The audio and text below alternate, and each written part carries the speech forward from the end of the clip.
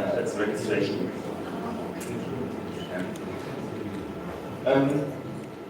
Dear project leaders, dear colleagues, dear guests, I'd like to welcome you to the Climate Regional Stakeholder Conference 2022 on green innovations for climate change mitigation and adaptation in Central Asia. While yesterday we talked about climate change mitigation measures and different projects, activities, today, on the second day of the conference, we would like to go into the topic of climate change adaptation more in detail. So, climate change adaptation measures play a particularly important role in Central Asia due to the specific natural conditions here and special impact of climate change in this region. CASIP and the Ministry of Innovative Development of Uzbekistan, including the Innovation Center ICAS, are cooperating in this field as part of the funding measure Climate 2, International Partnerships for Sustainable Innovations.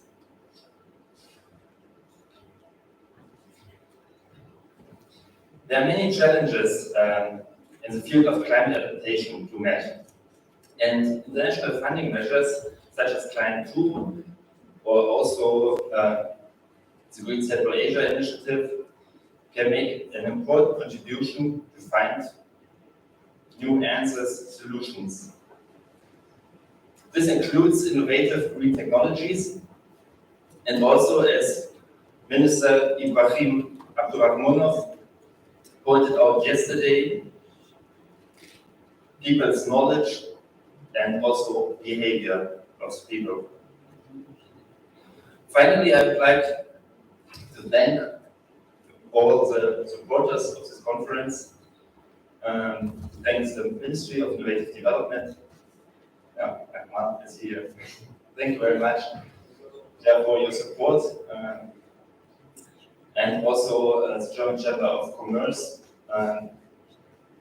for their support. Without this help, it wouldn't be possible to organize such an event for us.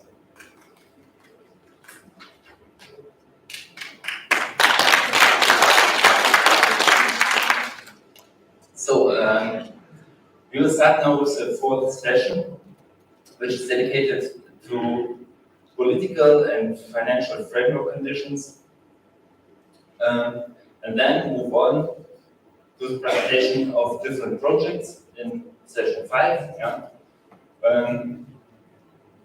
This is the structure of the day. And at the end of today's session, there will be a panel discussion like yesterday.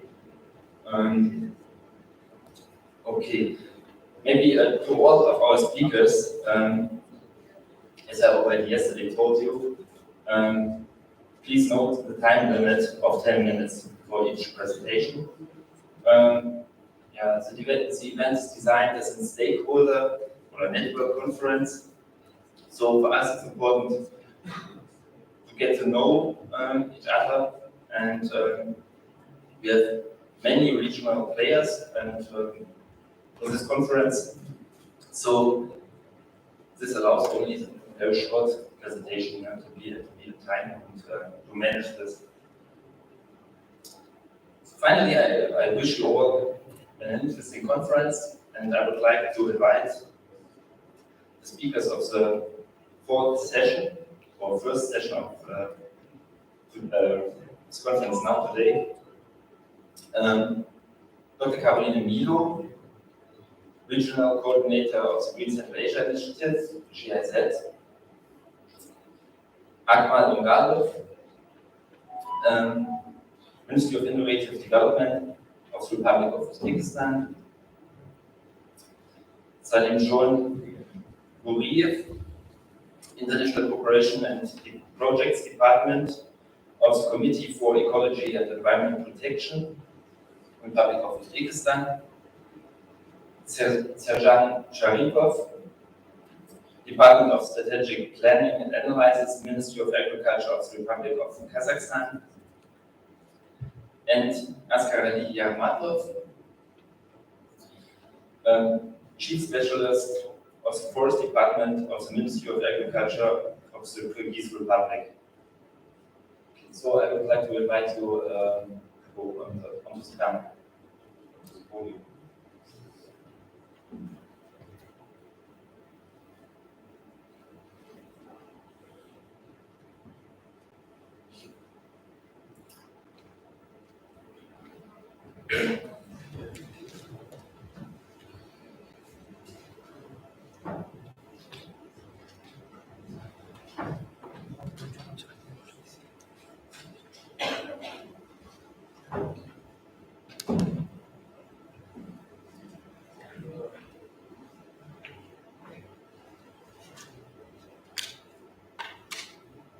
It's a pleasure to have you here on the podium, and now I would like to start and pass you over to Dr. Caroline Milo.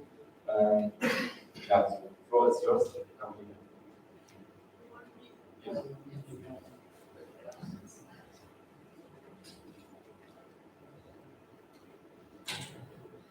So, thank you very much for giving me the floor, ladies and gentlemen. I will try to walk you a little bit through the Green Central Asia initiative of the German government and commissioned by the German Federal Foreign Office. I should keep myself, right? Yeah. Perfect.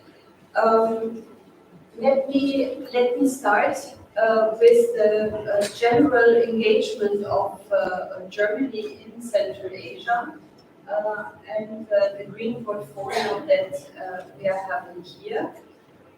As you see, Germany is active in all 5 Central Asian republics, and there are different projects commissioned by different German ministries. We have the Economic Development and Cooperation Ministry, the Federal Foreign Office, the Ministry for the Environment, Nature Conservation, Nuclear Safety and Consumer Protection, so our Environment Ministry, and we have the Ministry of Research and Education of Germany, who is now today with the Klein 2 initiative organizing this conference. Germany's engagement in Central Asia is actually quite comprehensive. We are working on the improvement of framework conditions for integrative land use. We are looking at spatial data infrastructures. We're looking at transboundary cooperation mechanisms, transboundary protected area management, water management, of course, and transboundary climate and disaster risk management, and cross-cutting on all these topics, capacity building, knowledge management, and information exchange.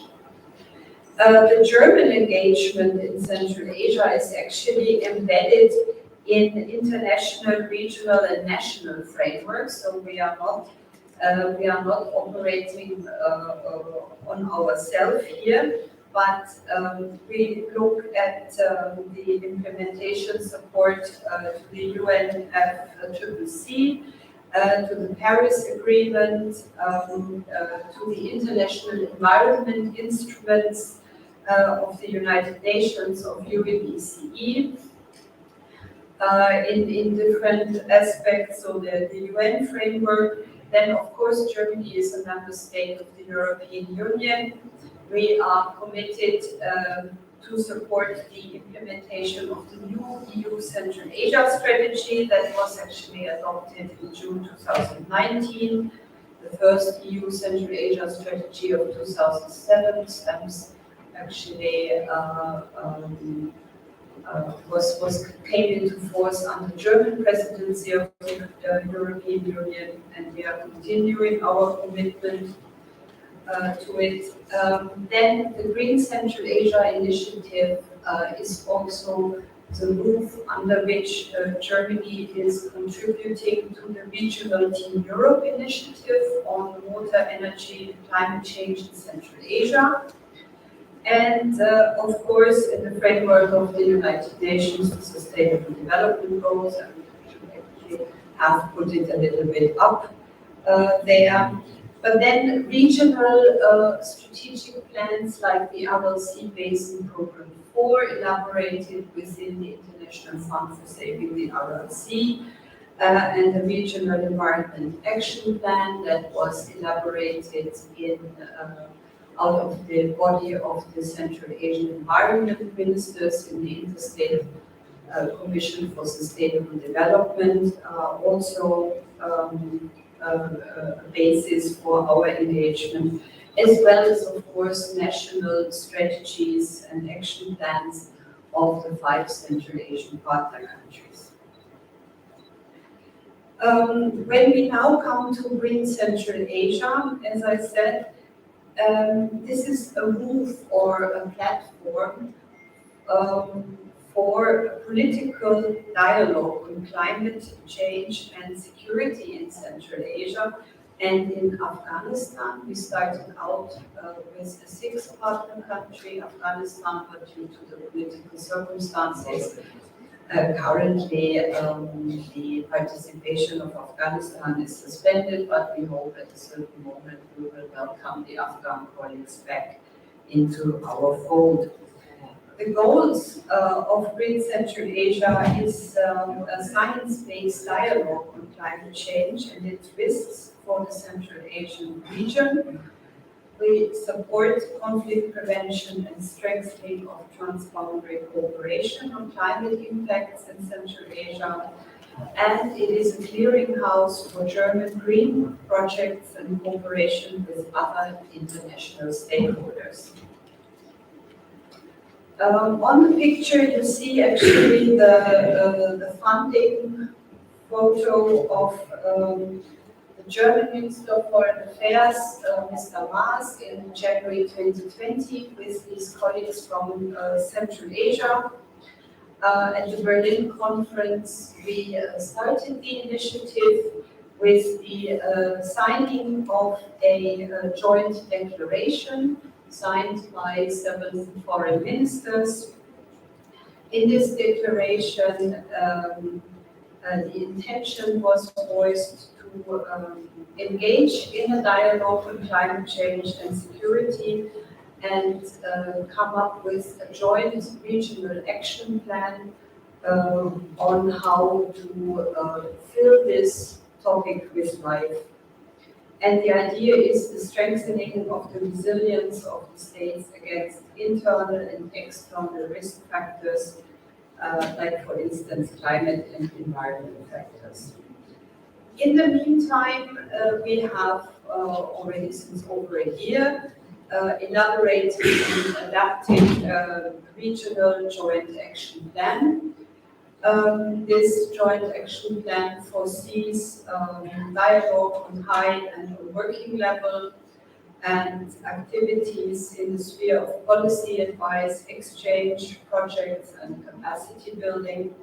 And I am representing the German International Corporation, but we are not implementing this alone. For the Foreign Office, we have 4 very reliable, wonderful partners. All of them are actually represented today here.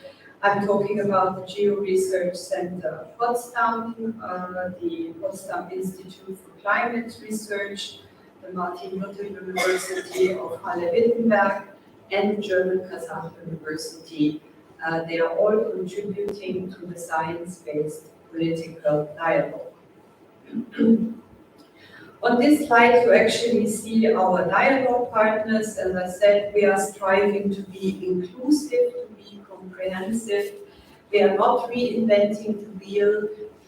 We look at initiatives and we would of other stakeholders, and we would like to give the possibility for broad political dialogue among national, regional, international stakeholders, and also, as I already mentioned, for other German green projects.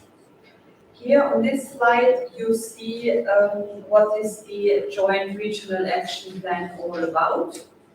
There are three pillars: the regional policy dialogue, and this dialogue is mainly done on a high level, but also on a working level through several intergovernmental working groups. The main working group or the main work that we are currently engaging is the elaboration of a climate change adaptation strategy for Central Asia. As we speak, this intergovernmental working group is meeting here in Tashkent with delegates from all 5 Central Asian countries, and they are discussing the first draft of the regional strategy. This regional strategy will most likely dwell on several priorities: water, agriculture, disaster risk reduction, health. But this is up to our sovereign countries to decide then if these are the main topics or if some other topics are coming as well. But as I said, the first draft is now discussed, and we are already at the stage where we are looking into the phrasing of the text. The joint regional priorities that were identified by our stakeholders are integrated water resources management, land management, including biodiversity, desertification, nature protection areas. On the 25th of October, together with 2 other projects, we are organizing a workshop for the 5 Central Asian partner countries on the creation of transboundary protected nature or nature protected areas, and are hoping to come up with some proposals which areas this should be and to support the implementation.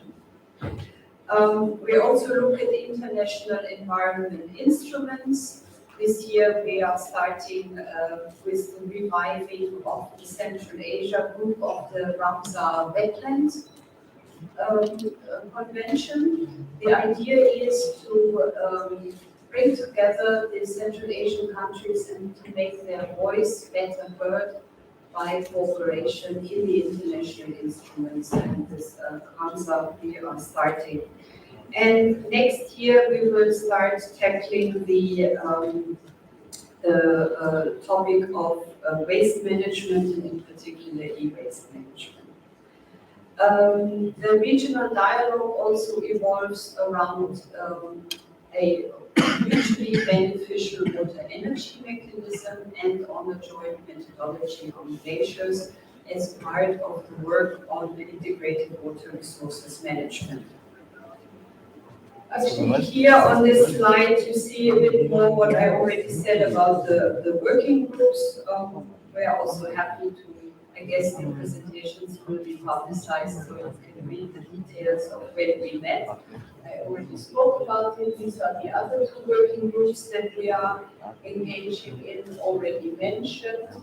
In the framework of Green Central Asia, we also developed 2 more regional projects. One is a climate risk management project in Central Asia that started implementation. These are 10 billion euros from the German Economic Cooperation and Development Ministry. And this also works in particular on the basin level and develops climate risk management plans. And what I'm currently engaged in is the project of climate sensitive water resources management in Central Asia that will work on national level and on basin level, Surabaya and Amu Darya, to support the Central Asian countries in the implementation of integrated water resources management in the framework of climate change. And just a little outlook. Next year, the BNZ will actually come up with a regional project on renewable energy and energy efficiency, which then actually complements the comprehensive approach of the German government in its cooperation with the Central Asian countries, because then we will work together on water management, land management, climate risk management, energy, and a particular project also between Uzbekistan and Kazakhstan on the Aral Sea area and the economic development, environmentally friendly economic development of the Aral Sea area. The high-level dialogue continues. We had a special session at the Berlin Climate and Security Conference on the 11th of October concerning Green Central Asia, where the Kyrgyz Deputy Foreign Minister, His Excellency Mr. Volodaziev, gave a keynote together with the State Minister Bürman on Central Asia and on the work that we are doing together. And with this one, I hope I sort of within 10 minutes. Thank you very much for your attention.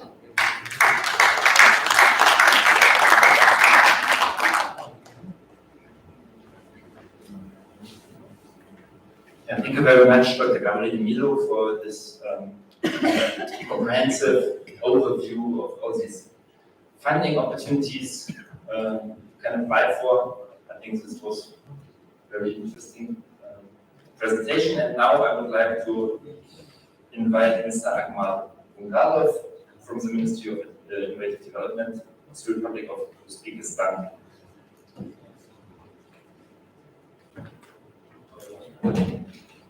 Good afternoon, dear guests. Good afternoon, dear German delegations.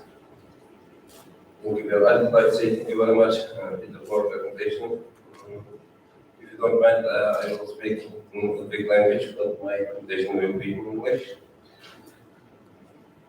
Demek, Musat Vesela, Uzbekistan Respublikası, Uzbekistan gerçekten Balkanlar programı maslaş boyunca seminerler başlaydı. Bizim tersi davranışma düşmek etmişler ki ekologilerin sonki malumatlar yani global ıklim özgürlüğünde cümleden orada çeviri kararlarının aşırı, özgürlüklerinin gelişi, İngiliz halkının gibi davranışlarda varmışmakta. Standartlar, barcha tabiiy tizimlarda nomutanosiblik, hamrohlik qo'yib, yog'ingarchilik shaklining o'zgarishi, harorat anomatsiyalarning, bo'ronlar, toshqinlar, qurg'oqchilik kabi ekstremal hodisalar shaddallashining oshishiga olib kelmoqda. Olimlarning ma'lumotlariga ko'ra, 2015-yilning 10 oyi davomida sayyoramizning barcha harorati 19 qayd etilgan haroratga nisbatan 1,2 gradus yuqori bo'lmoqda. Barcha davlat chegarasi zamonaviy tarzda birinchi marta oshdi. So'nggi 30 yil ichida issiqxona gazlarining chiqindilarining eng kuchli isishi kuzatilgan. Butunjahon meteorologiya tashkilotlari ma'lumotlariga ko'ra, 2014 yilda ularning atmosfera konsentratsiyasida eng yuqori daraja ko'rsatilgan.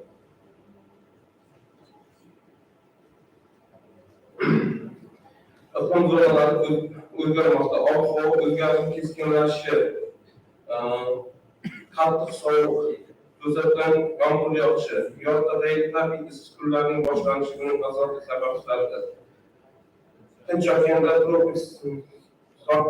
tropik kuzatishlar, Yevropa, Xitoy, Janubiy Koreya, Argentinadagi yozda oddiy yuqori haroratni, shuningdek o'rmon yong'inlari, Amerika o'rmon yong'inlarini ko'rish mumkin. Amerikalik olimlar tomonidan iqlim o'zgarishi tabiiy ofatlar o'rtasida bog'liqlikni isbotladi.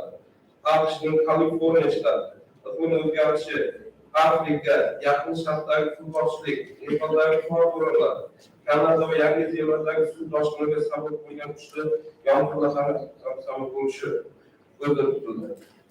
Endi O'rta Osiyo, jumladan O'zbekiston haqida iqlim o'zgarishi va unga moslash haqida gapirar ekanmiz. Biz toplaymiz mana shu O'rta Osiyoda mavjud bo'lgan dunyoda eng yirik yopiq orollardan biri Orol dengizining qurishi va uning oqibatida yuzaga kelgan salbiy oqibatlarni gapirmasdan ilojimiz yo'q.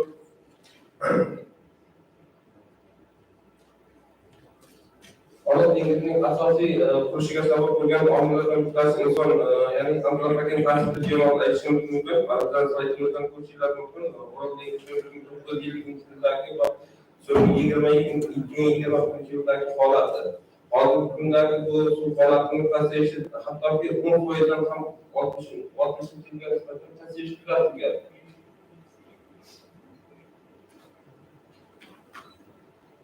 Orol dengizining qurilishi oqibatida yuzaga kelgan salbiy oqibatlarni 55-yildan boshlab hozirgi kungacha bo'lgan, ya'ni Orolbo'yi va uning atrofida uning atrofida davlatlar ko'rsatgan ta'sirini bevosita gapirishimiz mumkin.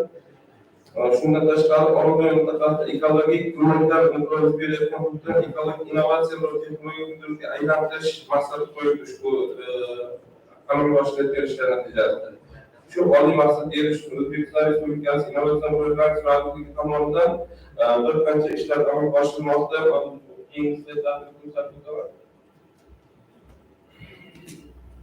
Demak, mana shu davlatimiz rahbari tomonidan belgilangan vazifalarni bajarish maqsadida O'zbekistonda iqlim o'zgarishini bir qancha yumshatish, unga moslash maqsadida dunyoda bir qancha davlatlar, rivojlangan davlatlar bilan hamkorlikda ishlarni amalga oshirib kelmoqdamiz. Jumladan biz hozir Birlashgan Arab Amirligining taraqqiyot dasturi doirasida ishlar, Yevropa Ittifoqi, UNICEF, Islom taraqqiyot banki, undan tashqari Birlashgan Arab Amirligining shu'lali sharoitida biologik xavfsizlik xalqaro markazi IKBA bilan amalga oshirilgan ishlar, Xitoy, Tunis, Shveysariya va Kanada olimlari bilan mana shu Orolbo'yidagi ekologik holatni birmuncha yumshatish, undan tashqari bizda xalqaro hamkorlikda amalga oshirish shu dunyoda bo'lgan olimlarning tajribasini Orol dengizining bir qurigan qismida sinovdan o'tkazish, ular bilan hamkorlikda yangi innovatsion g'oyalarni, innovatsion texnologiyalarni joriy etish asosida maqsad qo'yganmiz. Shu bilan alohida ta'kidlashim kerakki, mana hozir Yaponiyalik hamkasblarimizdan o'tibdi. Shu innovatsion rivojlanish vazirligi Yaponiyaning Satelit dasturiga 2020 dasturiga $5 million loyiha yuborgan, ya'ni loyihaning vaqtini boshladi. Mana shu Orol dengizining atrofidagi hududlarda aynan iqlim o'zgarishi bilan bog'liq loyihalarni yakunlashga $5 million moddiy texnik baza ajratish kuzatilgan. Shu bilan birga O'zbekiston tomonidan ushbu loyihani qo'llab-quvvatlash maqsadida demak 23,7 milliard so'm miqdoridagi 10 loyihani moliyalashtirdi. Loyihalar doirasida ishlarni amalga oshirish hozir davom etmoqda. Bundan tashqari aytib o'tishim kerakki, O'zbekiston Respublikasi mana shu hukumat tomonidan O'zbekistonda iqlim o'zgarishini yumshatish va unga moslash masalalariga bir qancha qadamlar tashlandi. Xususan, mana shu davlatimiz rahbari tomonidan belgilab berilgan yaxshi makon dasturi doirasida ham O'zbekistonda manzarali o'simliklarni ko'paytirish, undan tashqari atmosferaga tashqi kislorod chiqarib, karbon dioksidning o'simliklarni boyitish, insonlar organizmiga tabiiy ta'sir qilmaydigan, allergiya qo'zg'atmaydigan o'simliklarni o'stirish bo'yicha juda katta respublika miqyosida keng ko'lamli ishlar amalga oshirilmoqda. Yana bir misol tariqasida aytishim mumkinki, mana shu Orol dengizining holatini bir qancha yumshatish, ulardagi bo'layotgan jarayonlarda dunyo olimlarini, jahon hamjamiyatini jalb qilish maqsadida prezidentimiz tomonidan O'zbekiston Respublikasi Prezident huzuridagi Orolbo'yi xalqaro innovatsiya markazi ochildi. Markaz vakillari o'tirishdi. So'zni shuni aytmoqchimanki, mana shu hozirgi asosiy O'rta Osiyoga ekologik sammitasi ko'rsatayotgan omillardan biri bo'lgan shu Orol dengizining holatini yumshatish, ularga berilgan bahoni yanada bir ijobiy yo'ldan hal qilish maqsadida butun dunyo olimlari, qolaversa mana shu Germaniya, Yevropadagi olimlarimiz hamkorlikda ishlashga taklif qilaman. E'tiboringlar uchun katta rahmat. Salomat bo'linglar, xush kelibsizlar.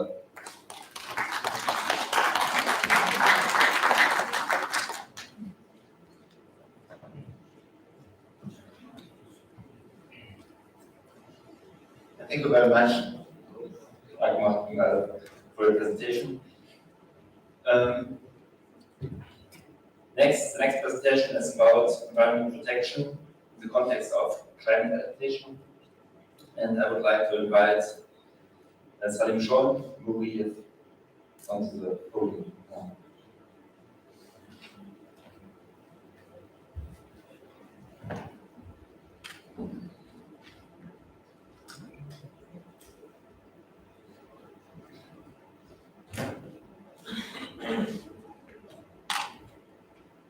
Assalomu alaykum, hurmatli konferensiya ishtirokchilari, mehmonlar. Bugun o'sha mintaqaviy manfaatdor tomonlar konferensiyasi 2022da bevosita Markaziy Osiyoda iqlim o'zgarishiga moslashish, uning oqibatlarini yumshatishda yashil diplomatiya bilan konferensiyamizni oldidan kelib chiqib, davlat O'zbekiston Respublikasi ekologiya va atrof muhitni muhofaza qilish davlat qo'mitasi va uning hududidagi bizning institutimiz atrof muhit va tabiatni muhofaza qilish texnologiyalari ilmiy tadqiqot instituti demak shu yo'nalishda qilayotgan ishlar haqida qisqa ma'lumot bermoqchi edim. Demak,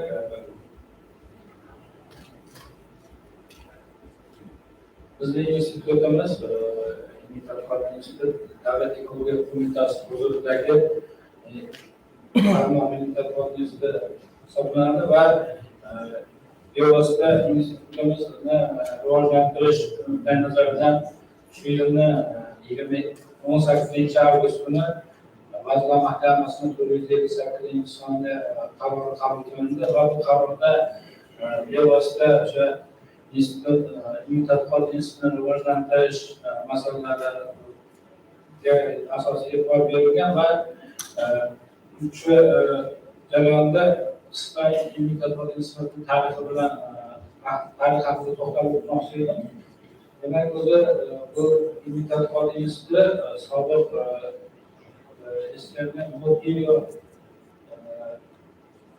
institutini filiali sifatida dastlab 64-yilda tashkil qilingan va 1992-yilda bevosita o'sha paytdagi tabiat muhofaza qilish davlat qo'mitasi tasarrufiga o'tgan va 2017-yilda dastlab tabiat muhofaza qilish davlat qo'mitasi hozirgi ekologiya va atrofni muhofaza qilish davlat qo'mitasiga aylantirilgandan keyin bevosita institut nomi ham shu qo'mita bilan mos belgilanganida keyin 2018-yil noyabr oyidagi Vazirlar Mahkamasining qarori bilan institut nomi hozirgi atrof muhit va tabiatni muhofaza qilish texnologiyalari ilmiy tadqiqot instituti nomlana boshladi va hozirgi ko'rganimizdek bugungi 2022-yilning 18 avgustida qabul qilingan Vazirlar Mahkamasining qarori bilan demak institutning asosiy yo'nalishlari belgilandi.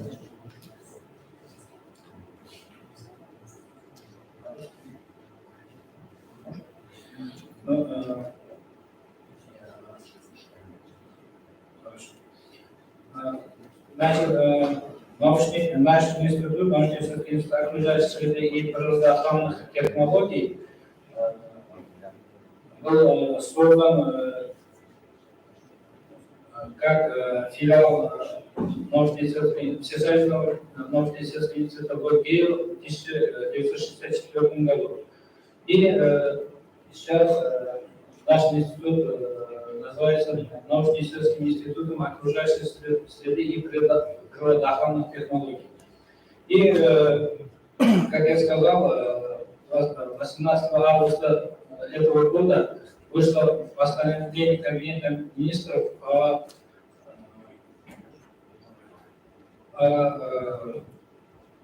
улучшение материально-технической базы института и первым указом постановления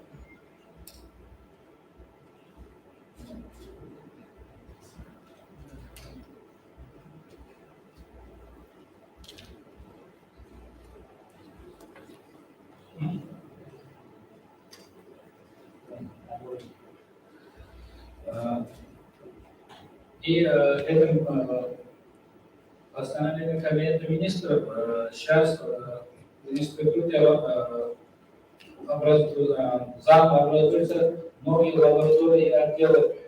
Например, сейчас у нас начала работать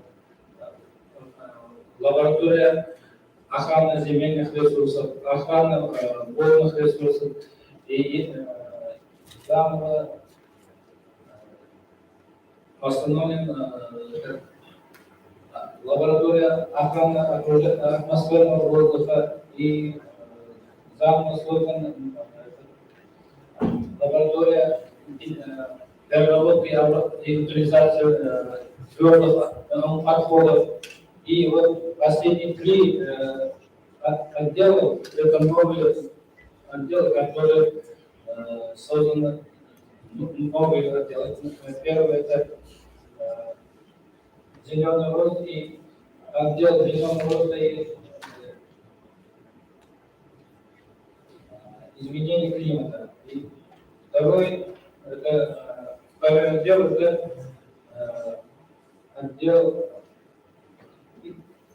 экосистемных услуг и нормативных и разработки нормативных документов. И третий отдел, который сейчас создаем заново, это отдел экологического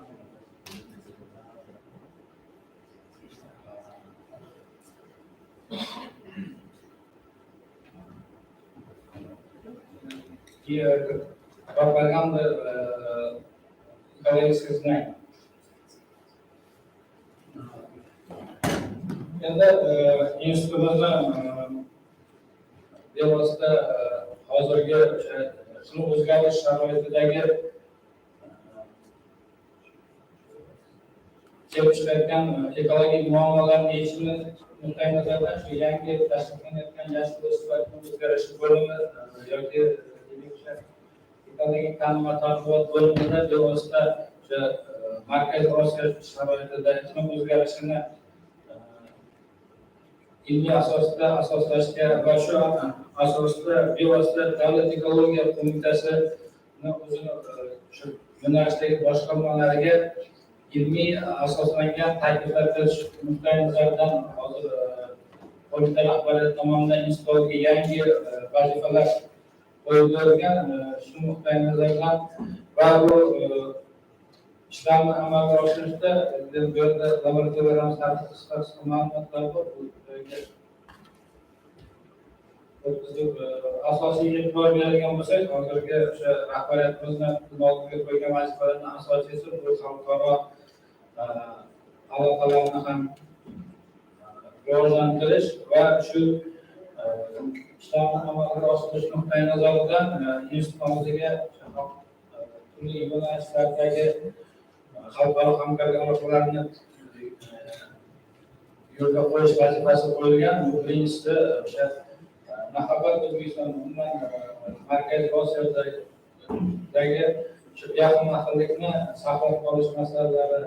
Chunki o'sha hozirgi yuqoridagi ma'lumotlarimiz ta'kidlagandek Orol dengizini qurishi nafaqat O'zbekistonga, balki o'sha Markaziy Osiyo davlatlaridagi yaqin yaqinlikni o'zgarishiga, umuman atmosfera yog'inlar miqdorining o'zgarishiga keskin ta'sir qildi. Bu esa o'z navbatida o'sha yaqin yaqinlikni kamayishiga ta'sir qilishi nuqtai nazaridan shu yo'nalishda ilmiy hamkorlik yo'lga qo'yish vazifalari belgilangan. Bundan tashqari bevosita o'sha iqlim o'zgarishini asosiy sabablaridan biri bu atmosfera havosining ifloslanishi bilan bog'liq jarayonlar. Demak, o'sha hamkorlik aloqalarimizda shu atmosfera havosini muhofaza qilish bo'yicha yangi texnologiyalar ishlab chiqish masalalariga ham e'tibor berish ko'zda. Bundan tashqari, o'sha hozirgi paytda rivojlanib borayotgan ekotizim xizmatlarini amalga oshirish imkoniyatlarini hamkorlar bilan yo'lga qo'yish mo'ljallangan va bevosita o'sha global iqlim o'zgarishi ta'sirida suv bilan bog'liq muammolar, suvlardan samarali foydalanish, ularni qayta ishlash masalalari bo'yicha ham hamkorlik aloqalari asosiy tizimga yo'lga qo'yib borilyapti. Bundan tashqari biz bir nechta xalqaro tashkilotlar bilan ham hamkorlik aloqalari yo'lga qo'yganmiz. Umuman olganda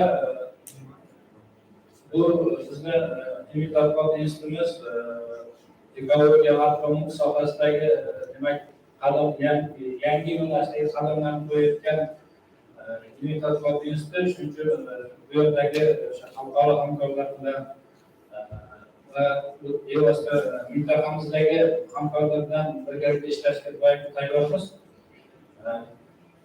E'tiboringiz uchun katta rahmat.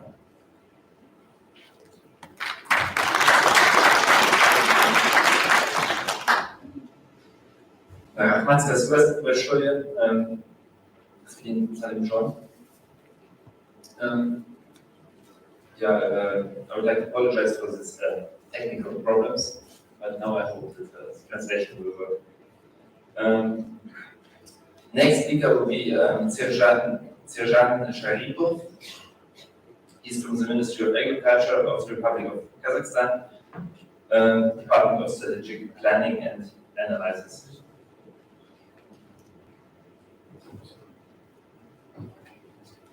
Приветствую всех участников конференции. Разрешите поприветствовать от Министерства сельского хозяйства Республики Казахстан и от себя лично. Вкратце расскажу про аграрный сектор Казахстана. Он является одним из приоритетов отраслей экономики страны. Развитие сельского хозяйства в Казахстане имеет очень важное социально-экономическое значение, так как половина населения Казахстана практически проживает в сельской местности и источником доходов является сельское хозяйство. На сегодняшний день площадь сельскохозяйственных культур Казахстана составляет более 23 миллионов гектаров. Из них зерновых засеется около 16 миллионов гектаров, что также ниже уровня 90-х годов после распада Советского Союза, где площадь составляла около 30 миллионов гектаров площади пашни. Развитие животноводства в Казахстане также претерпело значительные изменения. В 2020-2021 году количество КРС составило около 8 миллионов голов, овец и коз около 29 миллионов голов, лошадей 3,5 миллиона голов.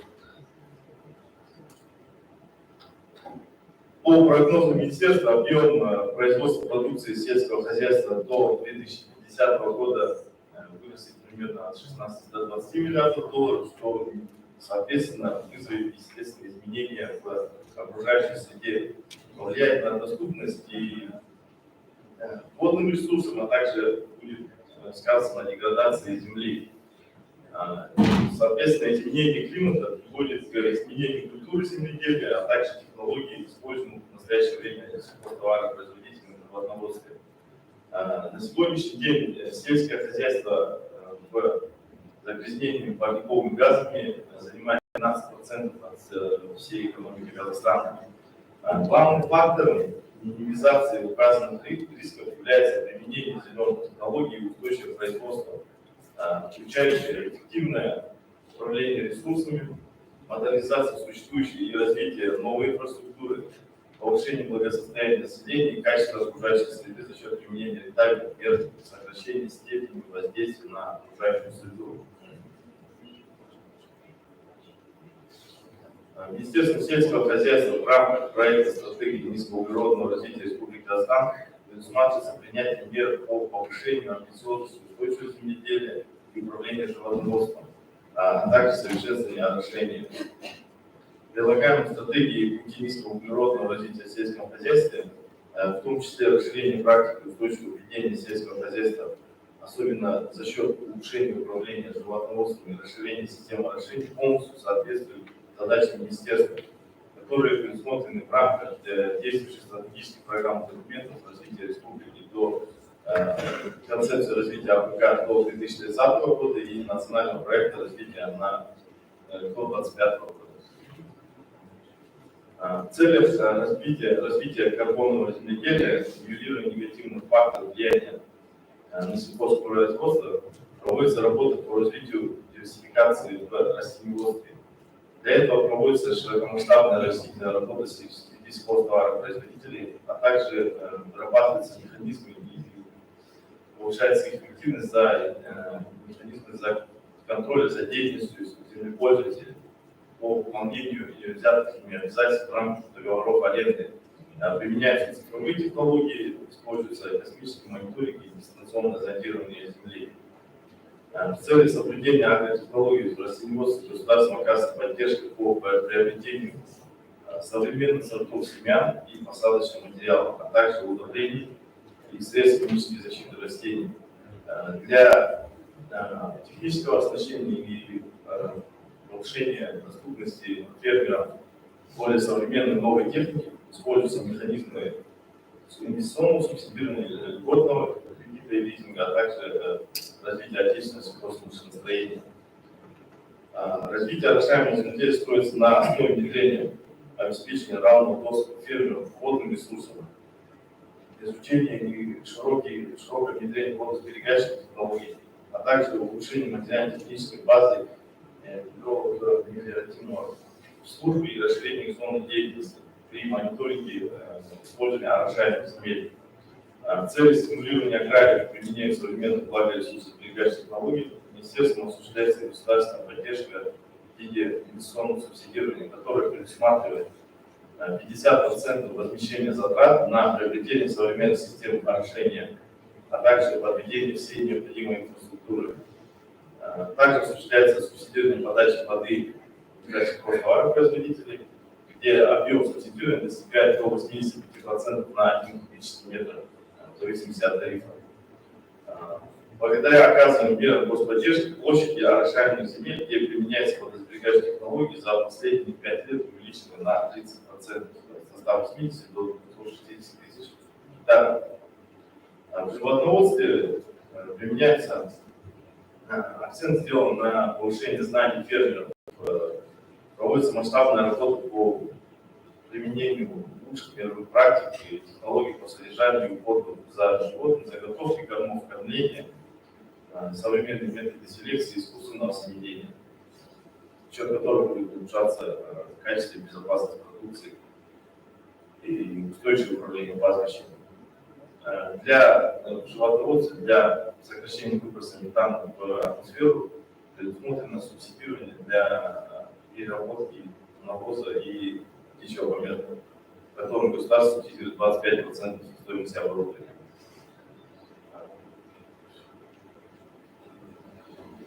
Также министерством ведется работа по привлечению инвесторов, реализации инвестиционных проектов, которых в настоящее время насчитывается более 500 штук, из которых часть это перерабатывающие предприятия, которые используют современное новейшее оборудование, новые технологии. Также привлекаются иностранные инвестиции в виде современных компаний, одним из которых является Баум, которая планируется реализация в Казахстане и применение использования для казахстанских фермеров современной системы дождевального и орошения. Современные транснациональные компании помогают привлекать передовые технологии и повышать квалификацию казахстанских фермеров. Помимо этого, предусмотрено возмещение затрат производителям органических удобрений на приобретение оборудования, а также субсидирование стоимости самих органических удобрений. Однако внедрение инноваций и сохранение внедрения зеленых технологий в Казахстане имеет ряд следующих факторов. Для многих казахстанских фермеров характерен консервативный подход к использованию аграрных технологий. В первую очередь это связано с недостатком финансовых ресурсов, знаний о преимуществах технологий, отсутствие компетенции и недостаток высококвалифицированных кадров в сельской местности. Кроме того, более половины отечественной сельскохозяйственной продукции производится в личных подсобных хозяйствах, хозяйствах населения.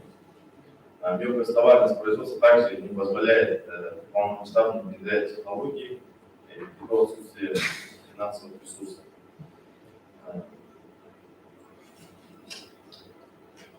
При этом при разработке новых стратегических программных документов министерством в обязательном порядке предусматривается в низкоуглеродное развитие сельского хозяйства, применение основных аспектов и норм данных документов. И в свою очередь это было при разработке документов привлечены эксперты ФАО, которые помогали разрабатывать данные документы.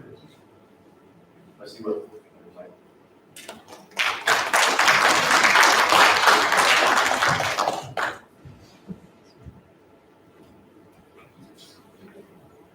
Thank you very much, Serjan Sharipov, for your interesting presentation on the methods of your ministry in the field of climate adaptation.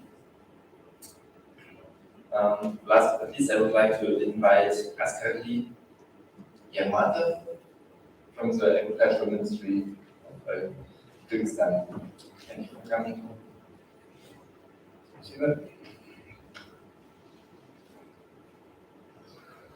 Здравствуйте, уважаемые коллеги. Моя фамилия Герман Москаль, работаю в Министерстве сельского хозяйства Кыргызской Республики. Я очень благодарен организаторам конференции, Министерству инновационного развития Узбекской Республики, который уже второй день проходит, и я думаю, что она проходит плодотворно, полезно.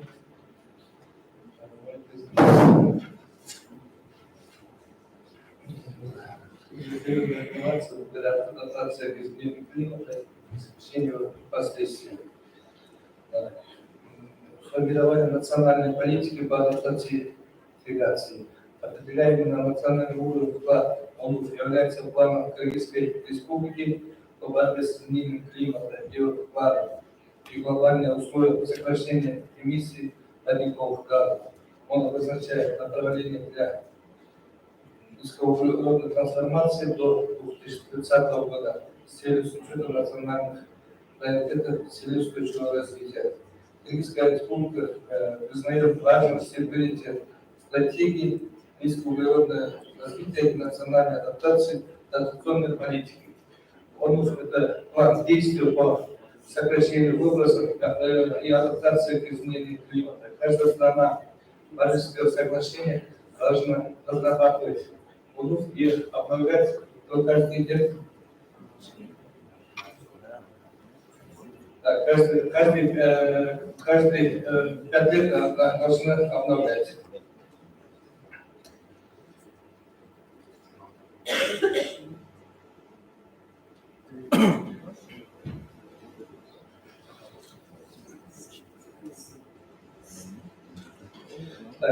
Общая операционная цель Кыргызской Республики сократить выбросы парникового газа на 16%, 63% к 2025 году, а 15%, 97% к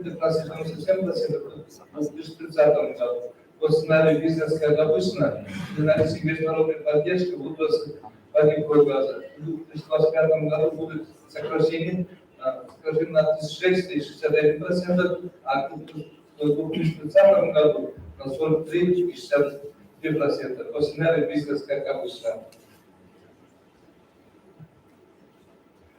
В мере адаптации и митигации в лесном секторе, сектора лесного хозяйства и другие виды землепользования, вложенные меры по сокращению, сохранению и увеличению площадей лесов Кыргызской Республики, а также как предполагаемое расширение многолетних насаждений имеет адаптационный и митигационный потенциал. В этой связи республика каждый год сажает более 1000 гектаров саженцев опасных пород, в том числе растущих пород, а также питомников выращиваем более 15 миллионов саженцев и сеянцев древесных кустарниковых парков.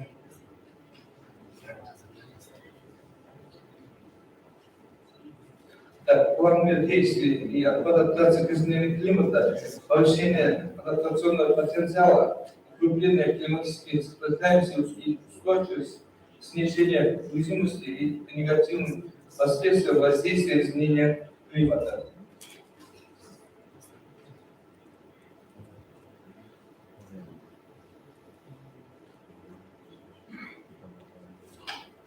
План мер действий по адаптации к изменению климата,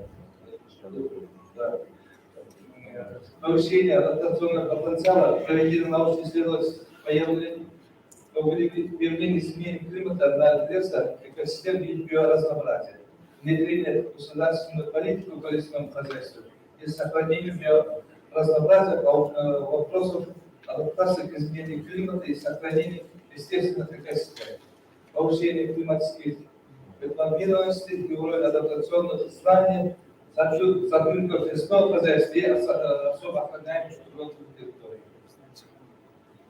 Укрепление климатических сопротивляемости, устойчивости, это повышение климатической устойчивости лесных экосистем, это укрепление климатической устойчивости биоразнообразия, расширение сети особо охраняемых природных территорий за счет включения некоторых ледников. Снижение уязвимости и негативных последствий воздействия изменения климата. Это внедрение механизмов снижения уязвимости лесных экосистем и биоразнообразия к изменению климата. Диверсификация источников дохода домохозяйств, живущих вокруг внутри археологического леса и особо охраняемых природных территорий с учетом бедных аспектов интересов уязвимых групп. Это на территории государственного лесного фонда и прилегающей территории проживает более 2 миллионов людей. Внедрение систем добавленной стоимости лесных ресурсов с учетом устойчивого самопроизводства, а также внедрение единой информационной системы управления особо охраняемых территорий и лесного хозяйства.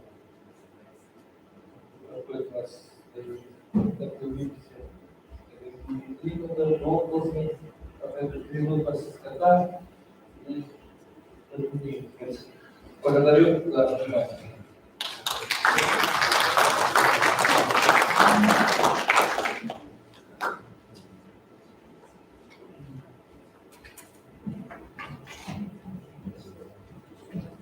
Спасибо большое, господин Яматов.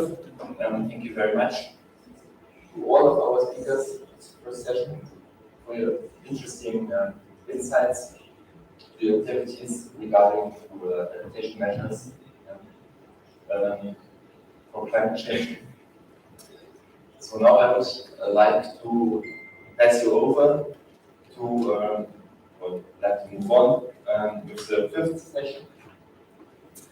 Projects aiming at climate adaptation. There will be a new moderator, Dr. Gerd Schmidt. I would like to invite him now onto the podium. And yeah, again, thank you very much all of us speakers.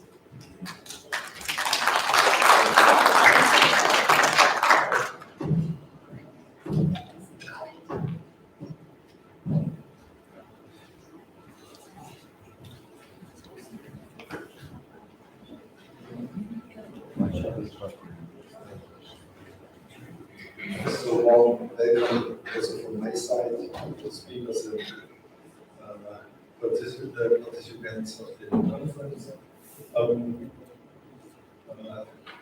Let me give you some information about the procedure of the next 1.5 hours. We have a little change in the program because one of the speakers is ill, and so you cannot take part. This is Schumacher from GIZ, so this presentation will not be held. I'm going to ask the next speakers to take place on the stage. So this is Afro Kufaro, Christopher Körmann, Ichtioko Bogdanov, Pedro Berlinov, and Dimitri Antonov. Will you please take a seat? Here, my kind request to all the speakers is again, because we're running out of time, do your best to stay within the written time for presentations. So as the aim of today's matter is climate adaptation, I'm proud to present you the speakers with projects, regional projects about climate adaptation measures. The speakers are all involved in recent or former projects in the region. The project funding comes mostly from the German side, what is in the framework of the Green Central Asia and the Climate 2 measure, and from the Japanese side with the Subjects program. So we will have one online presentation later on, and some presentations come from colleagues from Israel by invitation of the Ministry of Development here. So I'm pleased to introduce you Avror Bufarov. He's a hydrologist, and he's working about marine hydrology and hydrological modeling in Central Asia. Recently, he works at the GFZ, so the research center, the Geoscience Research Center of the Helmholtz Research Society in Potsdam, and he is the coordinator of the summer project also. Please take this page. Thank you very much for this nice introduction. Hello everyone, my name is Avror Bufarov, as was already introduced, and I'm working in a Green Central Asia program together with my colleagues Christopher Conrad and also Karel Milo from GIZ side and Barbara Janschwalita from German Kazakh University, who is also present here. And we do research on water, on climate in Central Asia, and I would like to show some of our activities we conduct. And the topic is to improve water availability assessment for the development of climate change adaptation issues in Central Asia. We all speak about climate change. We all say we climate change adaptation, but it is also important to quantify the impact of climate change. So how much water will be in the future, how do we deal with water shortage, etc. So my talk will focus in this direction. So I can almost skip this slide. This is about Green Central Asia initiative, which was launched 2020. Karel Milo already talked about this Green Central Asia project. It's about policy dialogue in Central Asia by integrating scientific knowledge. So this is maybe one important aspect, that it is not only about policy dialogue, but policy dialogue where also scientific knowledge is integrated. And in the frame of this Green Central Asia program, we have the Tower Green project, and this Tower Green project is implemented by GFZ Potsdam, but also Martin Luther University in Halle-Wittenberg. We have also work packages there. I will not go into details, but this is short information. On the left side, you see scientific cooperation, but on the right side, you see how we want to integrate the knowledge into policy dialogue. So now I would like to shift my presentation due to time constraints. I will have two sections of this presentation. First, about water availability in a long-term perspective. So how much water will be available in 50 years, in 80 years in Central Asia, based on our study results. And then I will come back to a short-term seasonal water availability forecast. Long-term water availability forecast. Inno? Okay, no. Okay, climate warming in Central Asia, we all say, okay, there is a climate change, but for me, my key message is here, we need to quantify the climate change, or we need to quantify the impact of climate change. Here I have a temperature data for the Tashkent Meteorological Station, where we are located now. And you see the time series, and you have like more than 100 year time series. It's a maximum air temperature thermometer in July, which is the hottest month in Tashkent. And when we see this, we do not really see the trend. Yeah, it's difficult to understand the trend. But then when we do some kind of averaging, we see that there is a slight trend that is going up. But then we can further do the analysis and say, okay, we had 100 years ago or 120 years ago temperature, maximum temperature, which is about 39 degrees Celsius. And then we have now 2021, and then when we look at the difference, we have 1.83 degrees Celsius of change in Tashkent over the last 120 years. And this is a dramatic change actually, observed change. Another example is from Narin station in Kyrgyzstan. They are also the same analysis. We have this kind of dynamics.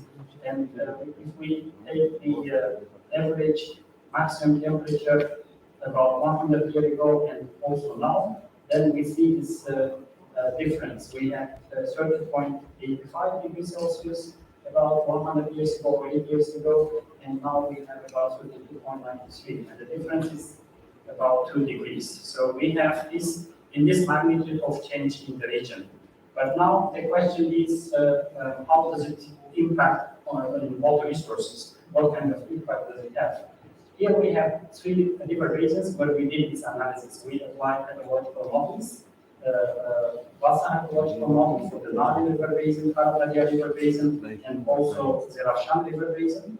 Narin and Karadarya are located in Kyrgyzstan and Zerafshan in Tajikistan. So what we did there first is we looked at IPCC projections. What do they say about climate variability in the future?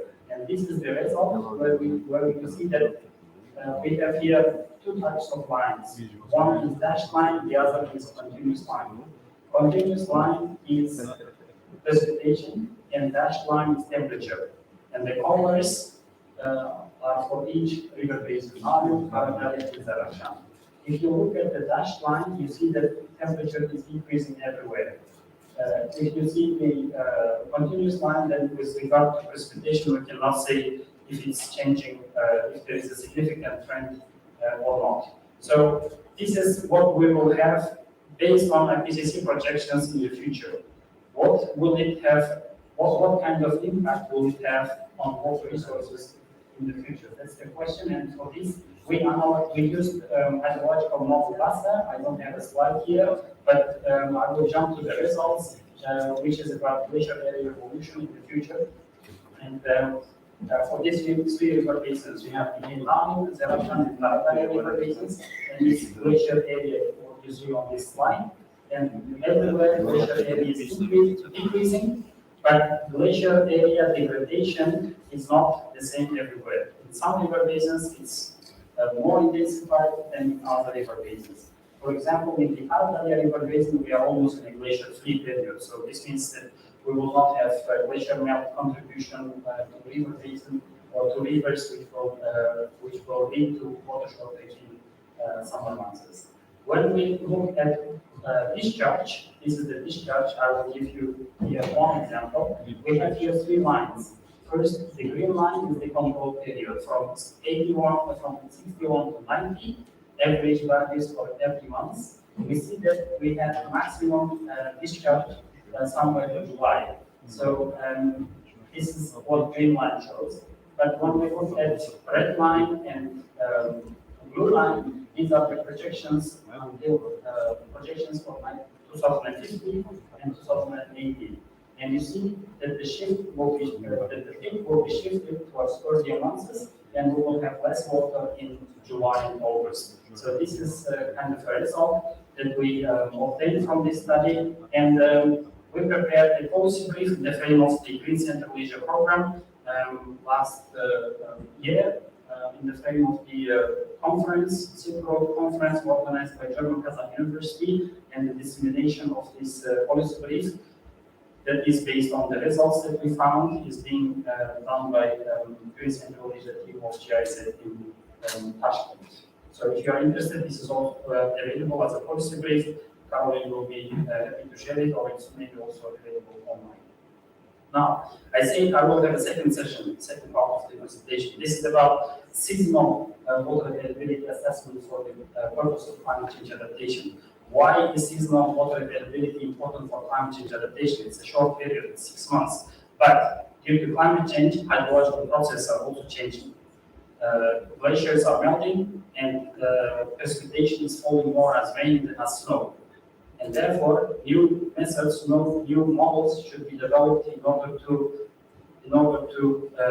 do an accurate seasonal water availability forecast that accounts climate change, climate impact in the region. So here I would like to go back to water balance in Central Asia.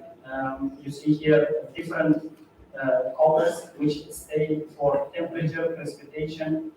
Green is discharge, and the blue line is snow cover area. And here you have, as you see, precipitation falling mainly in winter. In summer, there is negligible precipitation. Summers are very hot, but discharge is very high in summer. It's the peak is in summer, and this is coming from snow melt. So snow is very important parameter, hydrological parameter in Central Asia, and it is about snow melt contribution to total discharge in the region is more than 50%. And then we have glacier melt, which is about maximum 20%. So it's important to understand what the snow processes are if we want to improve forecasting, if we want to assess water availability for upcoming months or for the next season. And in this region, we do have meteorological stations. You need, of course, data for this. But meteorological stations are mainly located in low areas. As you see, in mountain areas, we do not have stations. This is also a problem. This is simply due to inaccessibility of these regions, and it's very expensive to do helicopter surveying, etc. And therefore, we have station data, observations only there where you also have stations, but we also have some river basins, especially in Afghanistan part, where we do not have observation. But water formation from this region is also important for water availability, for example, in Amudari River Basin. So what we do is we use remote sensing data to understand snow processes in the region. This is MODIS remote sensing data. You have here white is snow, black is cloud cover, and green is no snow. You also have ELF. So we have some more information than on the point information that are available only in low located areas. But there is also a problem that processing requires certain expert knowledge, and daily data update is time-consuming and unsustainable task. We cannot conduct this observation every day manually because it's just an unsustainable task. It requires a lot of manpower, etc. In order to overcome this challenge, we have developed a model, non-snow, which is an operational water availability assessment model that uses MODIS snow cover. It was several publications were published on it if you are interested, and it's about monitoring snow coverage, but also assessing water availability for the next season.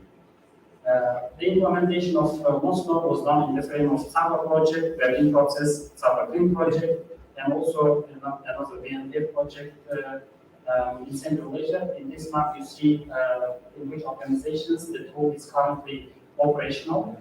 Actually, all hydrometeorological services, but additionally also some water organizations in Central Asia. And in blue, you see the colors of river basins where non-snow is operational currently.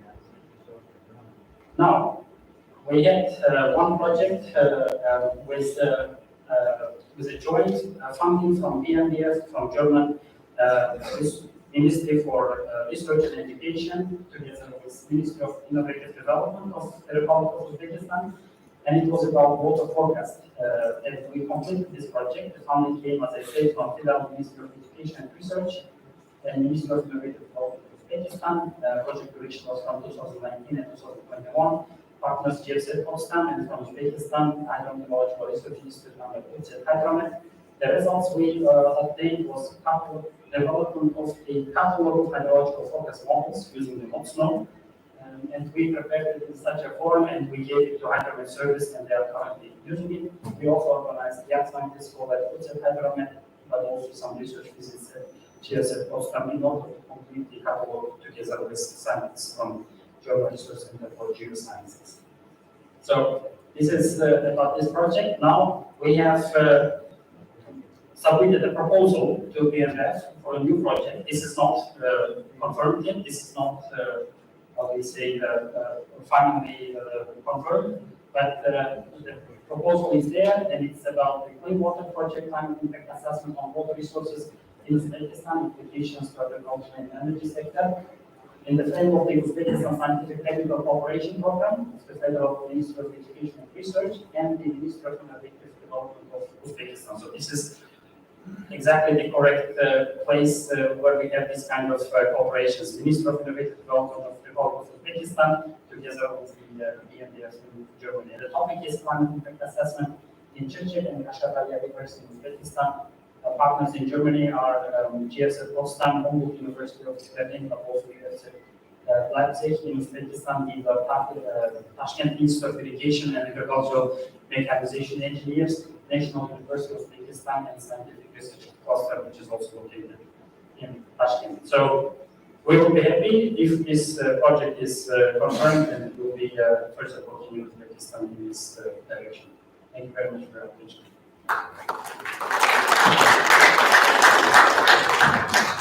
Thank you, Dr. Gufaro, for the overview about the project work in the region and the insights into the future of waters.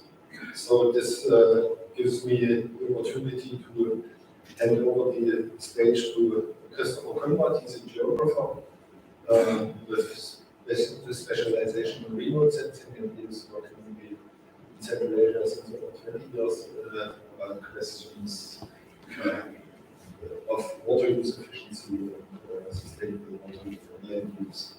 Please.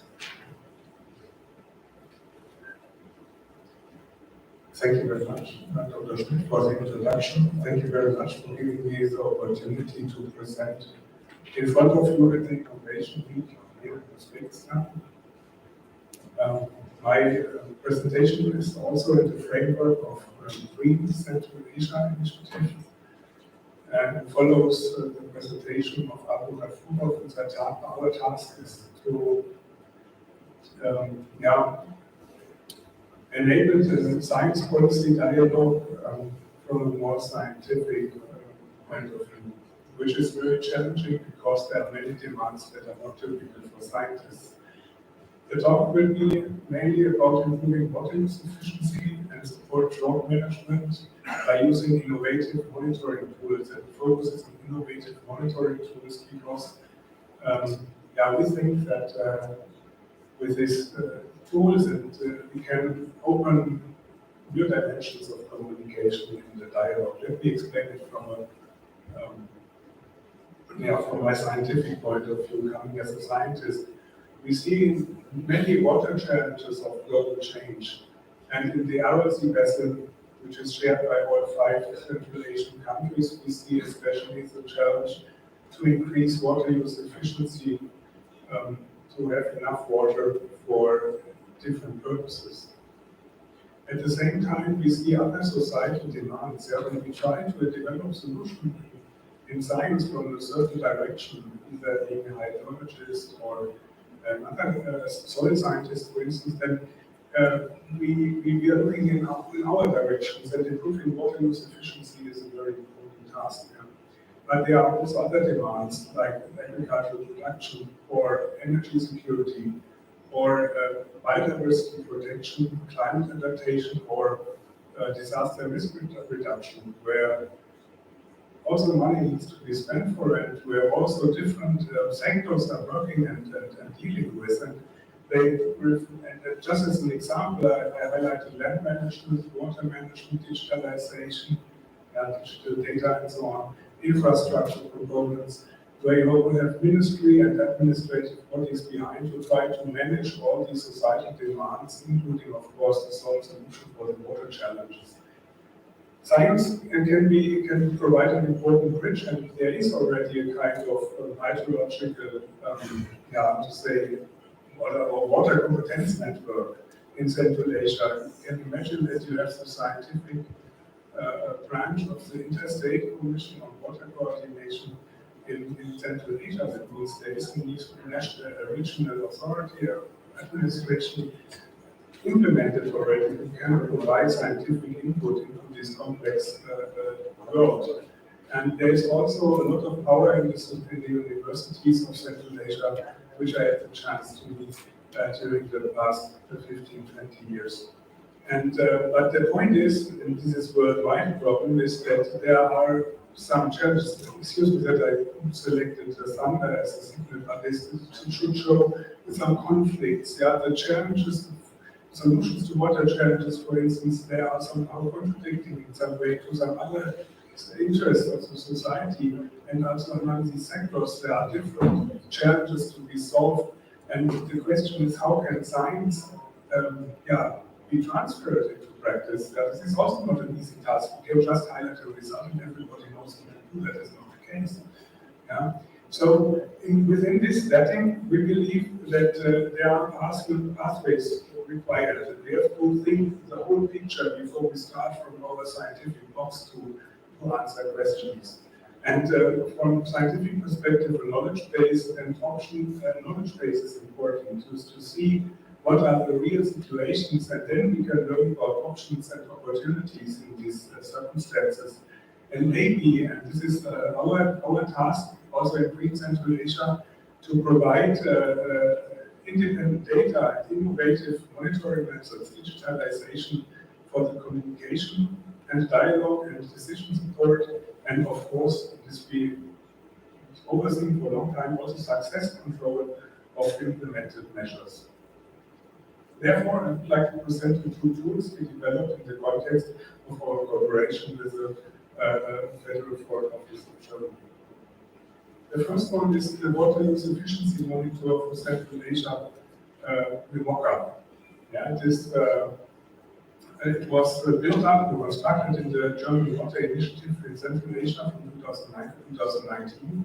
It's a decision support and success control tool for land and water management in irrigated areas of the Aras Basin. We calculate from remote sensing indicators that we believe, together with our partners from the scientific branch of the Interstate Commission on Water Coordination Central Asia, that they can help to solve the problems land use, on productivity and water use. We use exclusively, more or less exclusively, remote sensing technology, and we built up a database and integrated the user. There is information available online, which we can provide you afterwards. And with the help of this tool, we analyzed the water security levels and the water use efficiency, technical water use efficiency for irrigation in the Aras Basin at an oblast level. And there we can state, based on our observations, that water security and water use efficiency are still an immense challenge, despite many interventions have been taken by the states and also by the regions. And the scientific data we can produce in our project can give a hint at missing or failing management interventions. And in this way, this technology, this satellite technology, can be used for success control and further decision making. At the moment, in the Green Central Asia context, we developed a similar tool that is related to drought, the drought map ASP2. The aim is to be prepared in case of increasing number of droughts that are expected due to climate change, not exclusively climate change, also the high pressure to water resources, for instance, in Afghanistan, which will increase in the coming years. And there we do the similar thing and derive from remote sensing drought indicators that show the water situation, vegetation status, drought intensity, drought duration, and altogether giving a drought situation And we would like to provide bulletins on a regular basis to national meteorological services. And for this purpose, and with the help of the cooperation with GIZ, our scientific partners came to an agreement with all hydrometeorological services in Central Asia, from the 5 countries, to develop this tool together. Which means that we started now with the first specification. This question is, how should the bulletin look like? How can this data coming from remote sensing be validated? And it's an ongoing process. I would like to show you a small thing here. I cannot activate the animation, but the map looks like this, and you can see the different areas of the irrigation systems in the Aral basin, and by the colors you can see certain drought situations that rise to a certain moment in the systems, and you can clearly observe when serious droughts come, and what is at the same time important, where they arrive, because they do not come in every place at the same time. And this we can analyze with the help of this data. And I would like to give you an outlook, because I think that this, having these tools at hand and commonly develop these tools together with practitioners from the region of Central Asia helps maybe to find a better policy dialogue on climate adaptation measures. And we think that with our tools, most of what was presented by Dr. Gafurov in the presentation before, our drought map AXP tool, and the water level reservoirs that are observed by satellite altimetry, and where the data is available through the Central Asian Institute for Applied Geosciences in Kyrgyzstan. These 3 components can help to make decisions and to sit together and try to get an early impact assessment and options for interventions in cases of droughts, which are very important for their expected increased number of droughts. And it can provide success control and looking for the success of the interventions that we take. Coming to a conclusion, what I presented here is that we use remote sensing and additional geodata to in a combination for the generation of online tools. And what we experience here is that the scientific perspective, what I shown from the water science perspective, could be also transferred to other scientific branches to learn maybe how we can integrate our scientific results into practice. And what we feel from our long year experience in the cooperation with our partners is that there is a stronger educational background in digital methods required. Because what we face here when we develop all these tools is that there is a problem that our partners can take the ownership and maintain the tools and take over sustainability of the tools, as we can discuss later also in the panel discussion. And my presentation is to be over. But I have still one slide there to show this. I wanted to show the last one. Yeah. And I think we are an innovation week. What we can learn is that digitalization has a high potential for startups. And I can encourage all administrative bodies, the same we did in Germany, to hire companies, young companies, to produce something what you can include into your daily work. Yeah, it's maybe not so expensive if you employ yourself or your own people. Yeah, and this we can also discuss later. And I also think what is very important is a call for targeted financial cooperation in this subject, because within Central Asia we should do the policy dialogue. But we also need more support from a scientific perspective to develop our tools. And there is also a big dearth of value. There is on the one side coming the money for the science, and the money for the industrial sector that can use maybe some tools. but these debts really need to be bridged. And my wish is that there is in future some more money available to bridge the gap between science and practice. Thank you for your attention.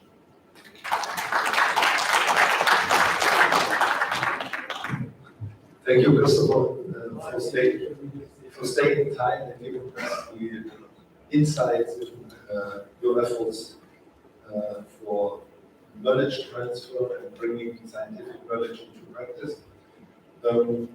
Now we have to move to an online presentation. The next presentation is also connected with the water topic. It is a presentation by Dr. Kenji Tanaka from Kyoto University and Dr. Christina Toderich from Tottori University in Japan. They are both working in projects by the SATREPS program, what is a similar program like the Klein 2 from the German side. The SATREPS is a funding measure from the Japanese side. Is the online presentation working? Dr. Toderich? Dr. Tanaka? Can you hear me?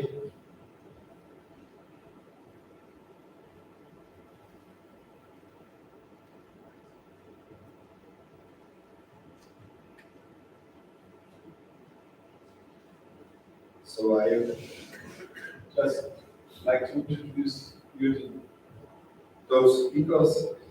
Dr. Tanaka works about water resources management and water conservation at Kyoto University. And his focus is also on environmental assessment. And Dr. Totally is a botanist, and her interest in research is in private salinity and feed remediation. So I think this is also a very interesting topic in the region, and our focus is also on the improvement of climate ecosystem resilience. So, Dr. Tanaka,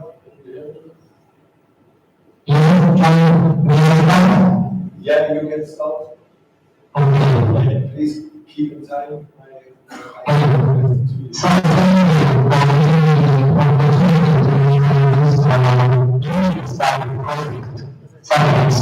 And this project is supported by James T. Janga and also Ministry of Innovation, Uzbekistan. Thank you for the support. So our project title is actually very, very long. So we have different group project. Please remember these names. Bioscience, agriculture, or land use efficiency. Group project. So this is background. So as you all of you know, in Central Asia's long history, we have developed many living plants on our side. RMC has shrunk. And also land productivity has degraded due to the salinity. So many issues happen in this region. Also, some parts of such dry ash water balance is also a very big issue for this region. So in this project, we are trying to utilize such a saline land and to continue agriculture by introducing new crops or calabar that can grow even in the saline environment.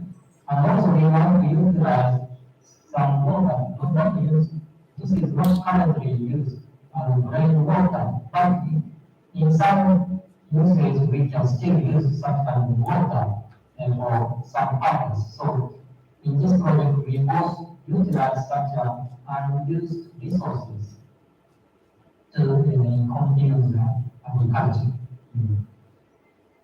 So this is the main image of our target. So this is a conventional irrigation agriculture. Gradually, land production decrease. Then sometimes we wash and to wash away the soil or abandon. In some cases, abandon. But for tropical agriculture, we mix in some kind of habitat or salt value or salt tolerant in the crop rotation. Then we can continue and manage the sanitary level, the cycle level to continue the agriculture. This is our project purpose. And the main target area is, of course, rural delta in this region, and also we have other focus point in coastal area. This is also important.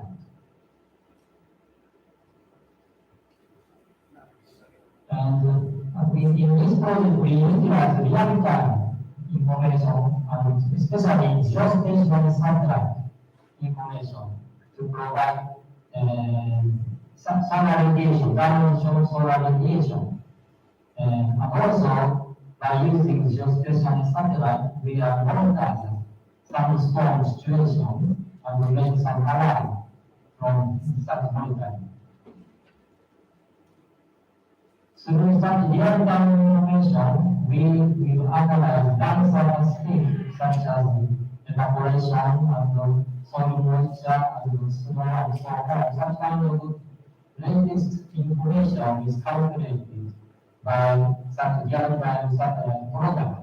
And day by day, hour, every hour, we will provide such a current situation for this decentralized region and discuss how to utilize such information to, for example, water saving or efficient water management.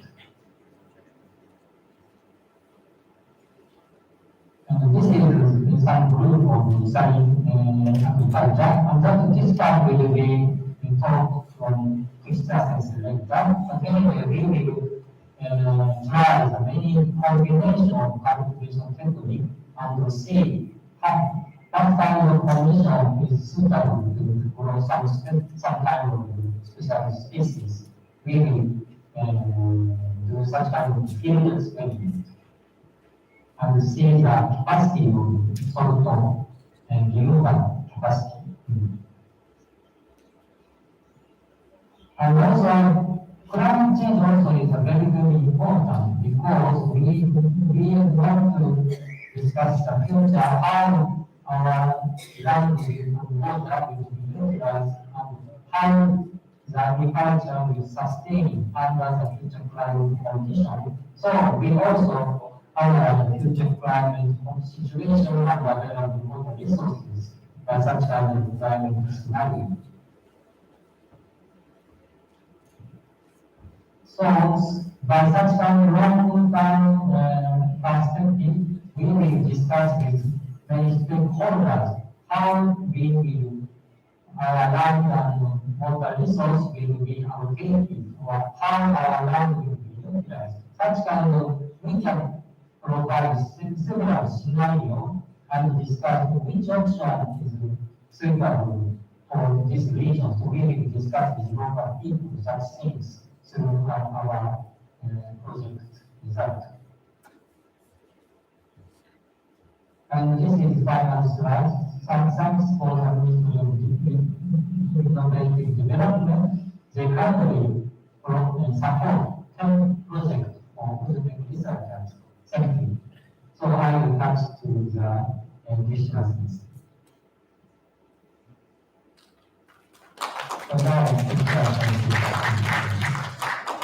Yes, could you close the screen? I already closed. Okay, if you so, good afternoon to everybody. Hopefully my presentation is there, isn't it? Yes. Please start. Okay. Okay. Can you change it into first screen, please? I hope to change, but it's not going.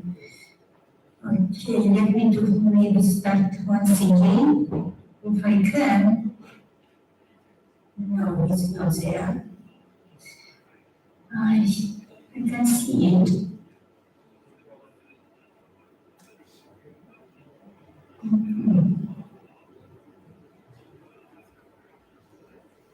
Okay.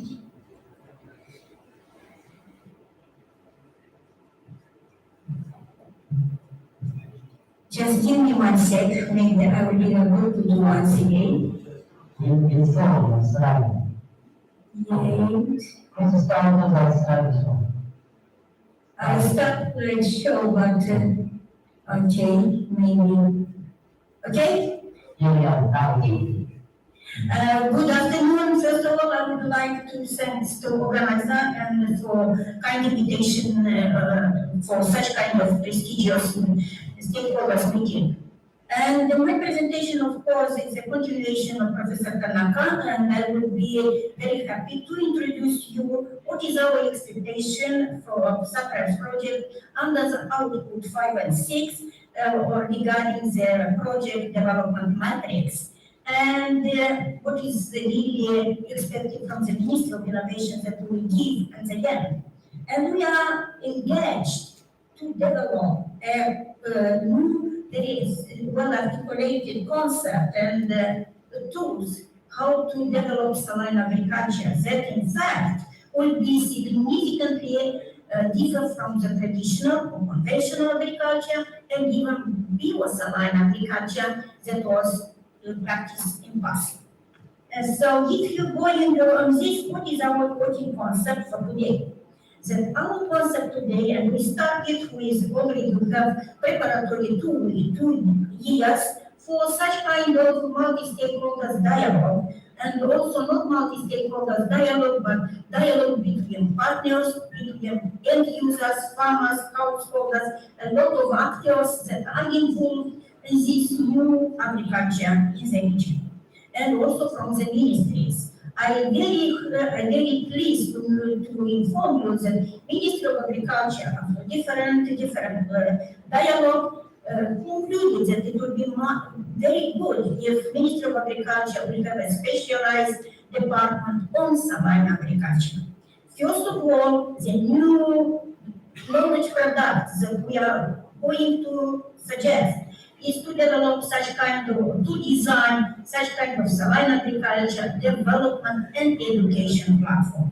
Of course, we have a series of platforms on RRC Basin, but this platform will make some difference. And I very hope that all projects that was presented today will have some things to add in our portfolio in future. So now in the beginning, we are just in the first stage of analyzing learning and engagement. Of course, we have in our portfolio a lot of saline technologies and approaches that was tested and improved in somehow in the region, but now we are looking for validation, for finding some concrete instrument, how to transfer this knowledge in a very simple way to end users. And today, Professor Tanaka shows that SAPREPS is really for 2 big pillars. One is hard components, they will provide us with a lot of very scientifically based knowledge, and it kind in another one, it's a second pillar, that it will be a link or bridge between this academic sense and the field work and policy making dialogue. And so, and if you're going further, I would like to tell you that the implementation and scaling up, about scaling and large scale of such kind of platform is still under discussion. And what we did until today, so for the last 2 years, I would like just briefly to tell you what is our approach, what is our first step. And first step for this subject, we don't need yet what it is a good definition, but first step, we find out there should be some kind of electronic database of halophytes and non-conventional crops in order to prevent any sporadic introduction of crops that is now very common in the NRRC basin. It should be some scientifically based knowledge and well-documented plant resources, water resources, any underutilized resources, and with good agenda which crops should be introduced, how to be introduced, who should introduce in which areas, and very important, what is our social impact and expectation from such kind of technologies. We've already started, we have in our portfolio almost more than 100 very well documented plant resources, including halophytes, and also we did a lot of field expedition mission. And this year we had 2 expedition missions along Central Kazakh. Unfortunately, according to the rules of JICA, we couldn't yet visit the dry bottom of Aral Sea, but we are working on it, and we are planning to produce first monograph, so-called halophytes of new Salan Arakum Desert. So it might be published also in frame of these subjects. But what is very important today to find out which kind of halophytes from this 100, which kind of non-conventional crops from about 42 might be in the first stage, second stage, etc. in this area to guarantee. Please keep in mind, we are not the concept that will finish with salinity. No, salinity will be there, we learn how to manage it. And in this case, we have some kind of approach how to make introduction of these crops. And one of the key criteria or indicator, it will be screening by isotope analysis done by Mia University and other university in Japan and in Uzbekistan. Another needs and gaps that we face today is that these new conventional crops and non-conventional crops and halophytes can't give good germination in the field. This is one of the reasons why our farmers and all our end users refuse to work with these categories of plants. What we are doing in frame of this subject, we will make this protocol of how to germinate, how to grow. We are in this condition, and this protocol will be documented in some knowledge products in future.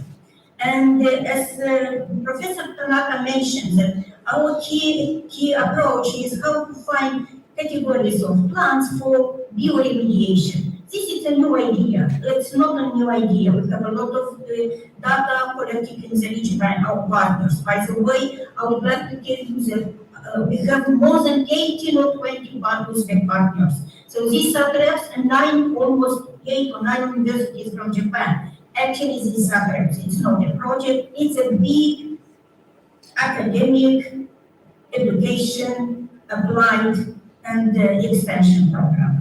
5-6 year programs. So we are working on this bioremediation, circular halophyte techniques, farming techniques, and first step that we did these 2 years, we are working on the idea how to find salt removal capacity of these plants. We have some things already done. We have some results, but it's very preliminary, and we continue on this concept. And most important, that it's very how to tell you, requested by the Minister of Innovation, JICA, and other our donors. Of course, is social impact. And in order to fit well, to match well with the expectation of farmers, because farmers can't put money and will not get nothing in return. This is why among these 100 species and non-conventional crops, we are giving a good approach for agricultural economics analysis, and also we are going for multi-purpose crops and develop different use for this crop.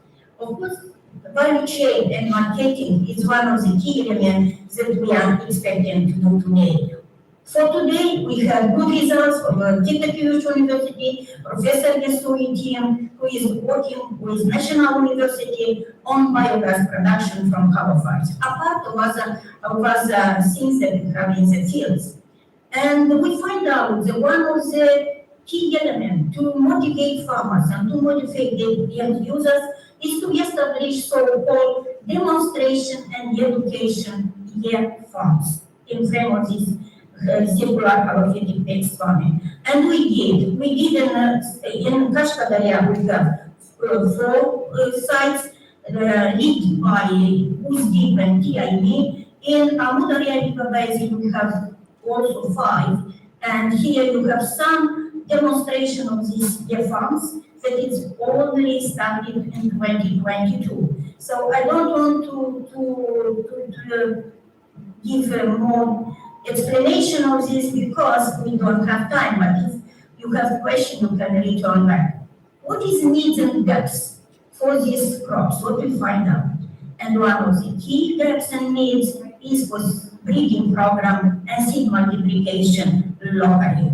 Because you can't allow farmers to continue buying seeds from the bazaar or from different other sources. We don't know which potential has these crops. And this is why, starting from 2019, we are making special seed multiplication drives, and I am very thankful for Professor Zufia Sultanova, who is leading this program related to submission to State Committee of Varietal Committee, new local varieties for triticale and barley, very salt tolerant, drought tolerant, and frost tolerant varieties. What is very necessary when salinity is concerned, we need to go with super maturity varieties. This is really important in order to reach their seed production until this heat period starts.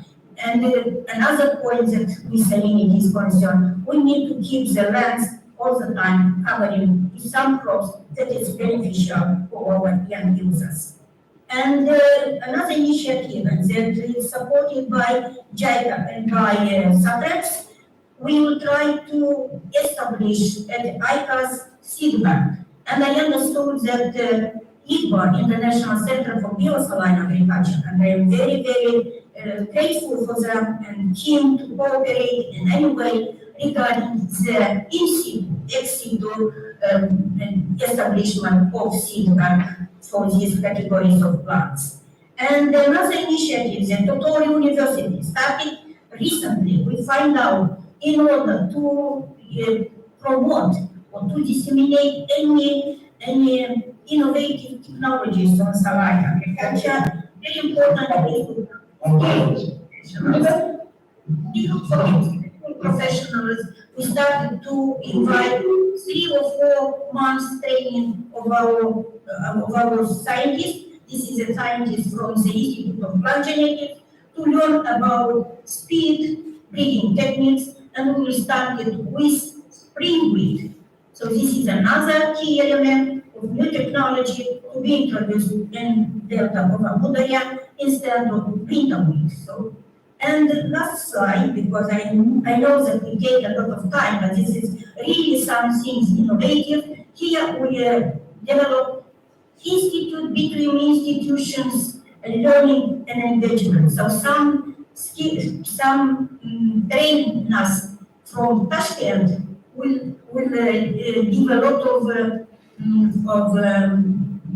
training or a lot of from Kazakhstan. Could you please And comment?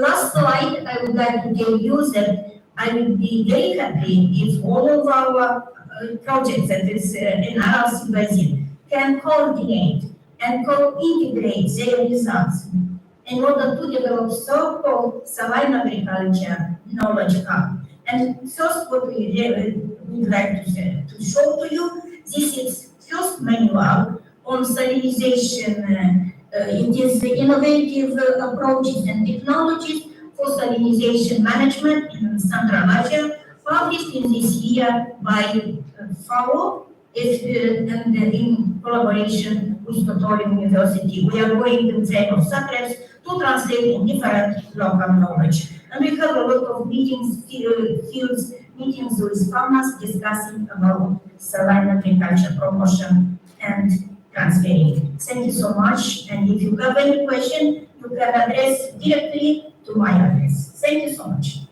Thank you very much for this insight into the climate and feed-only agriculture.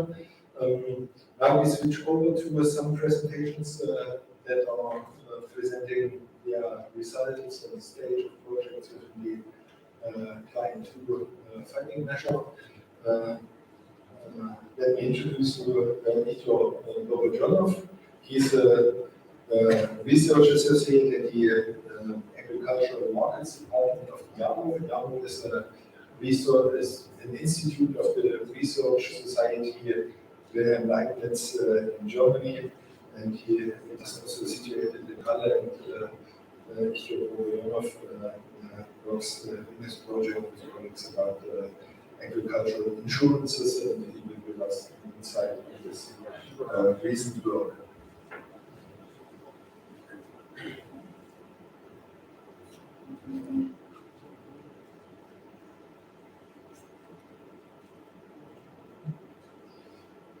Good afternoon, dear colleagues. Good afternoon, dear ladies and gentlemen.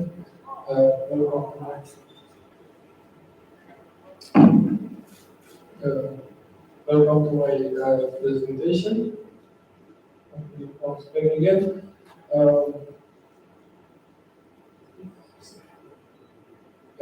thank you, Dr. Schmitz, for your introduction already.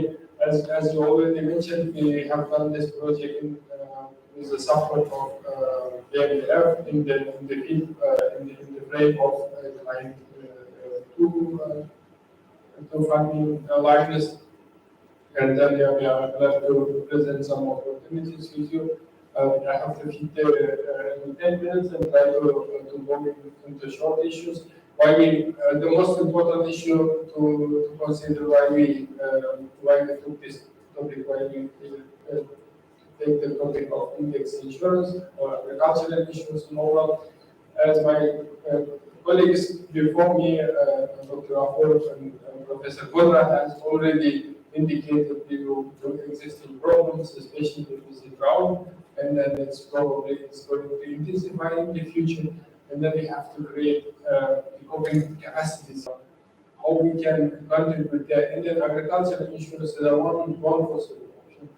But in the region, in Central Asia, but in other CIS countries, the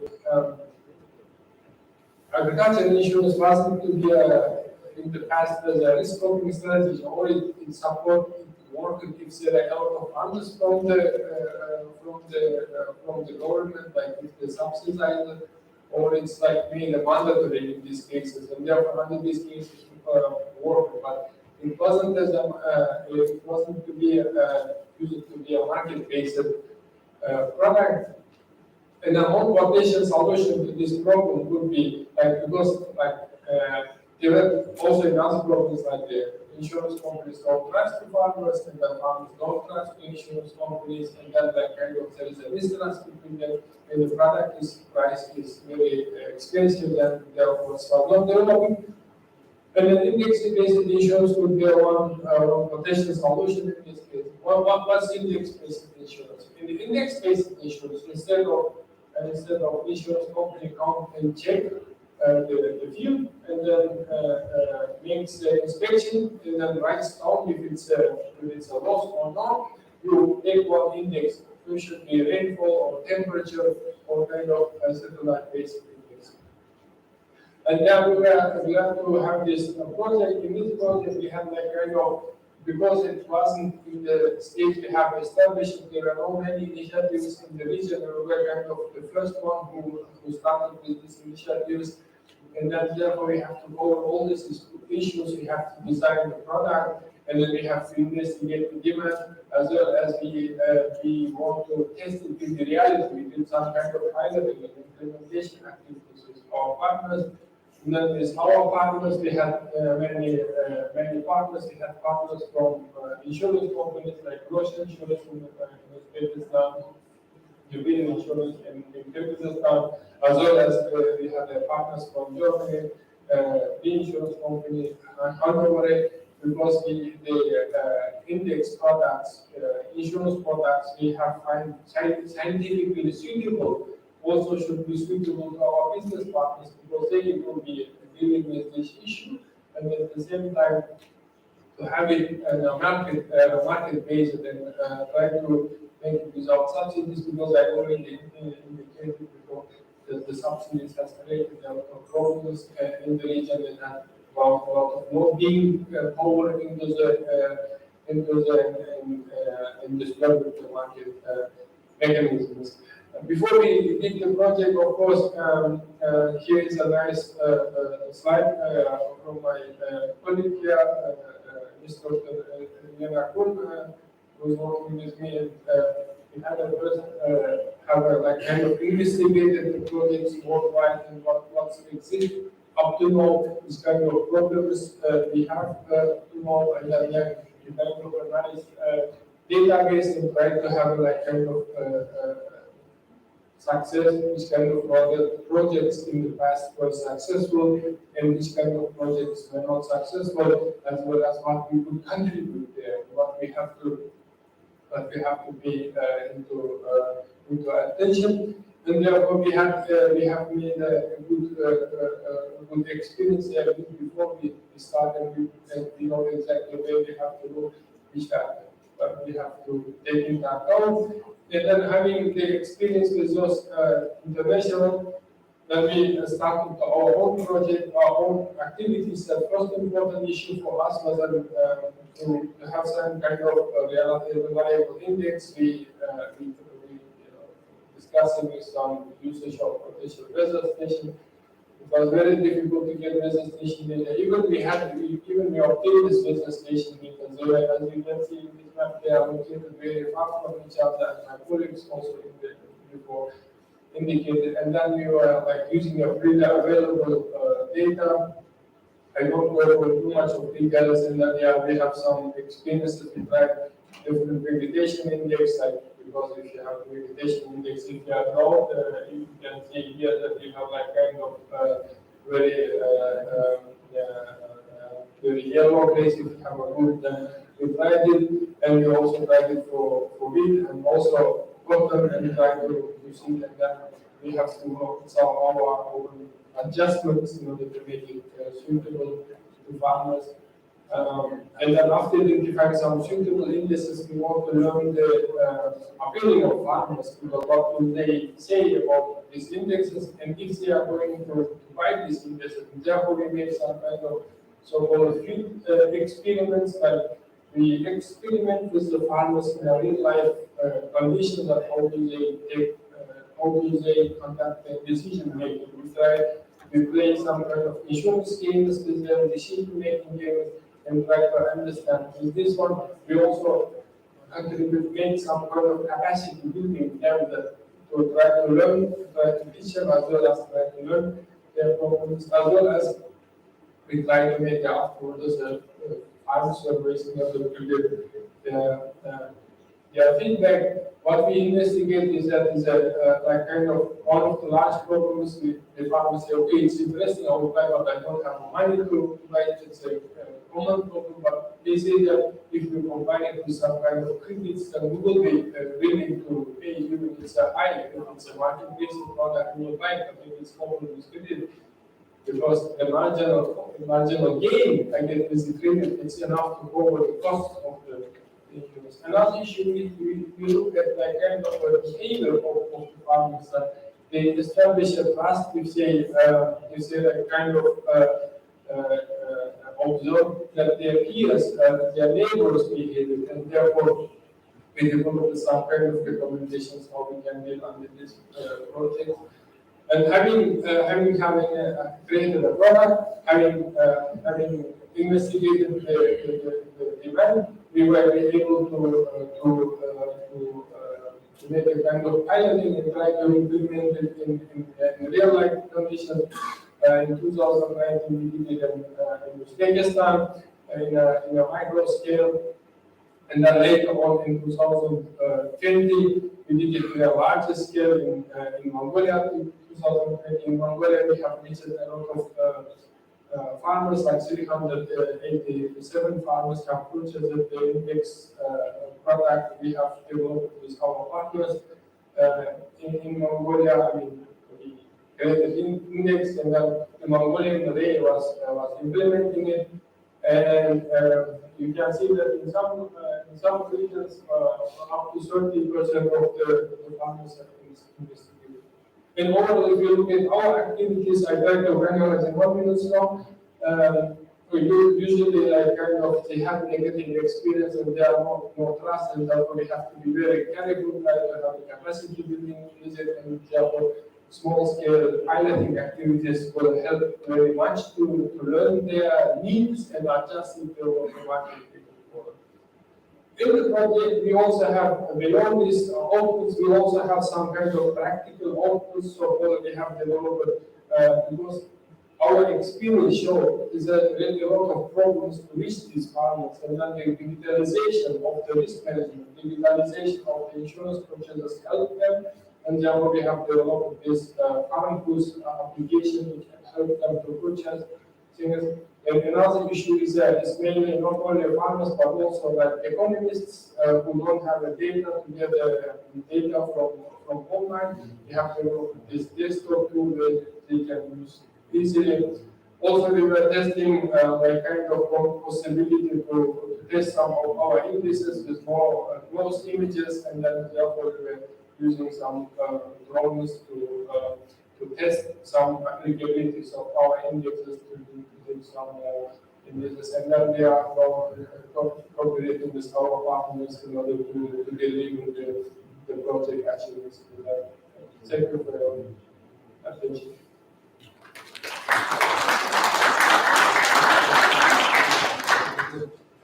Thank you very much, Dr. Bogdan, also for being in time. So our next speaker is Dimitri Antonov. He's a foreign market specialist of Sachsen-Line Limited. Sachsen-Line Limited is an expert body for the cultivation and processing of fiber plants, especially alternative fiber plants like linen and hemp, and also nowadays cannabis. He will give us some insights in his activities in the last times.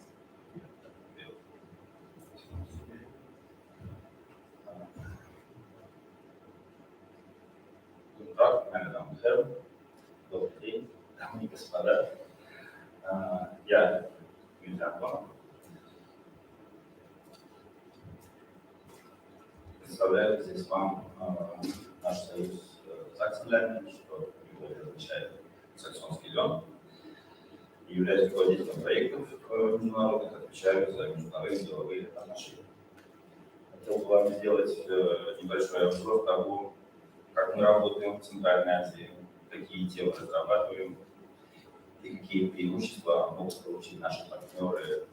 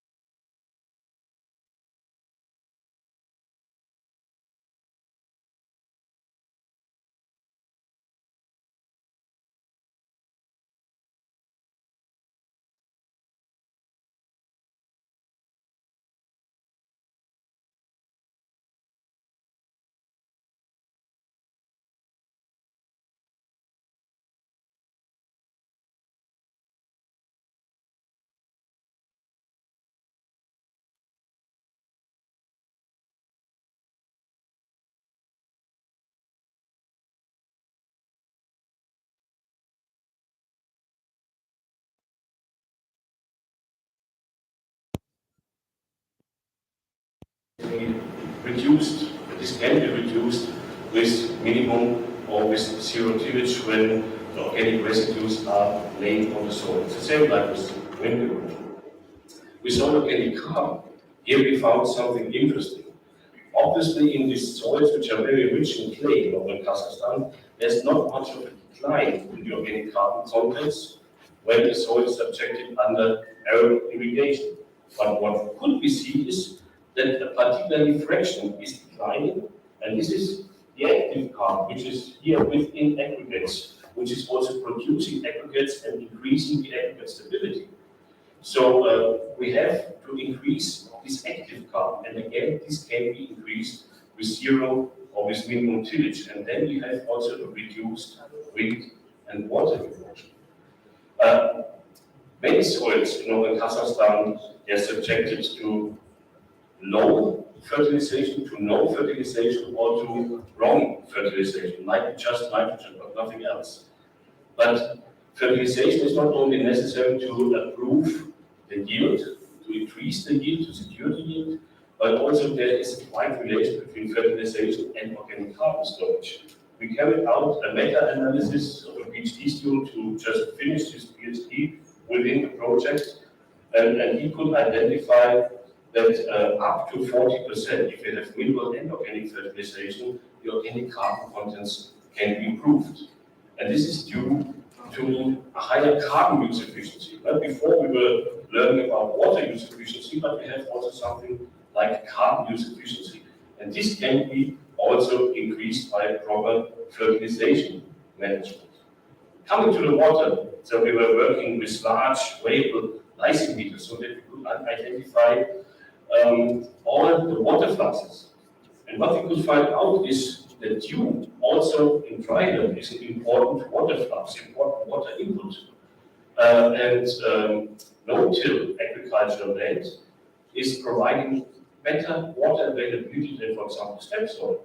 And what you can see here on right with 120 centimeters, this shows that there is quite much water storage in the deep soil, which is not explored yet. But with deeper rooting agricultural crops, this would be possible. So in general, we learned that the water supply is better actually in northern Kazakhstan as we would have thought. Of course, there is also some agricultural innovation. I was mentioning the company Amazon, they were developing hybrid seeding machines, and together with alternative crops, working here, reducing the evaporation. Dr. Berliner was just talking about. There could be the establishment of quite well crops. In this case, it's maize, but it can be, of course, also other crops.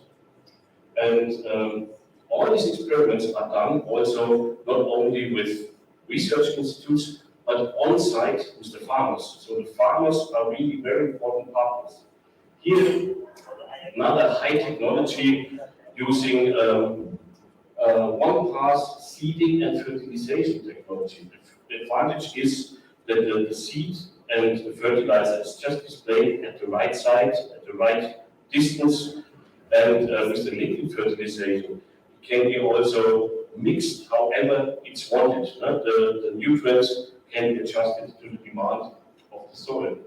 And with some field 15N labeling experiment, we could also show that the nitrogen use efficiency, now we were talking about water use efficiency, carbon use efficiency, but also nitrogen use efficiency can be increased with this adopted fertilization regime.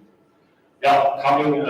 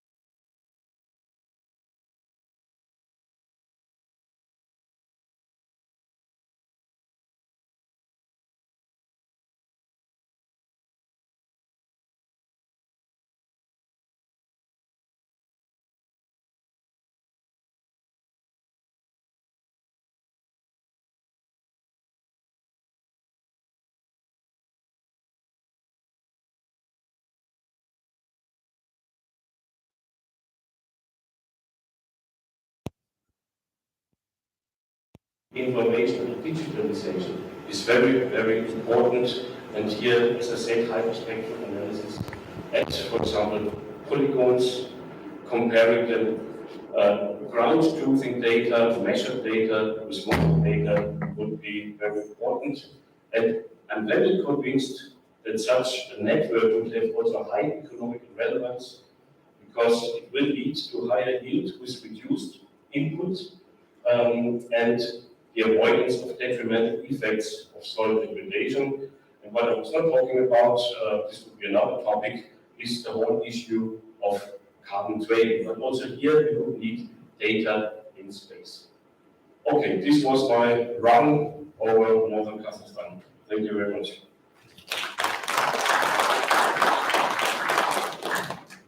Thank you very much, Georg, and for being in time. Last but not least, we come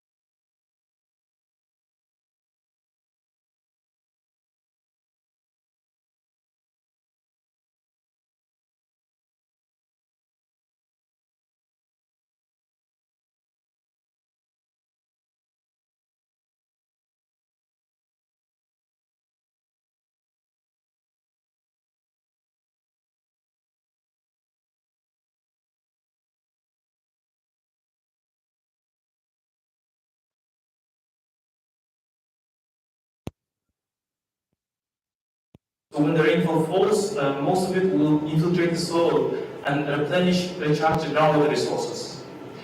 The excess water would form stormwater runoff, which would flow downwards and go to the rivers and so on.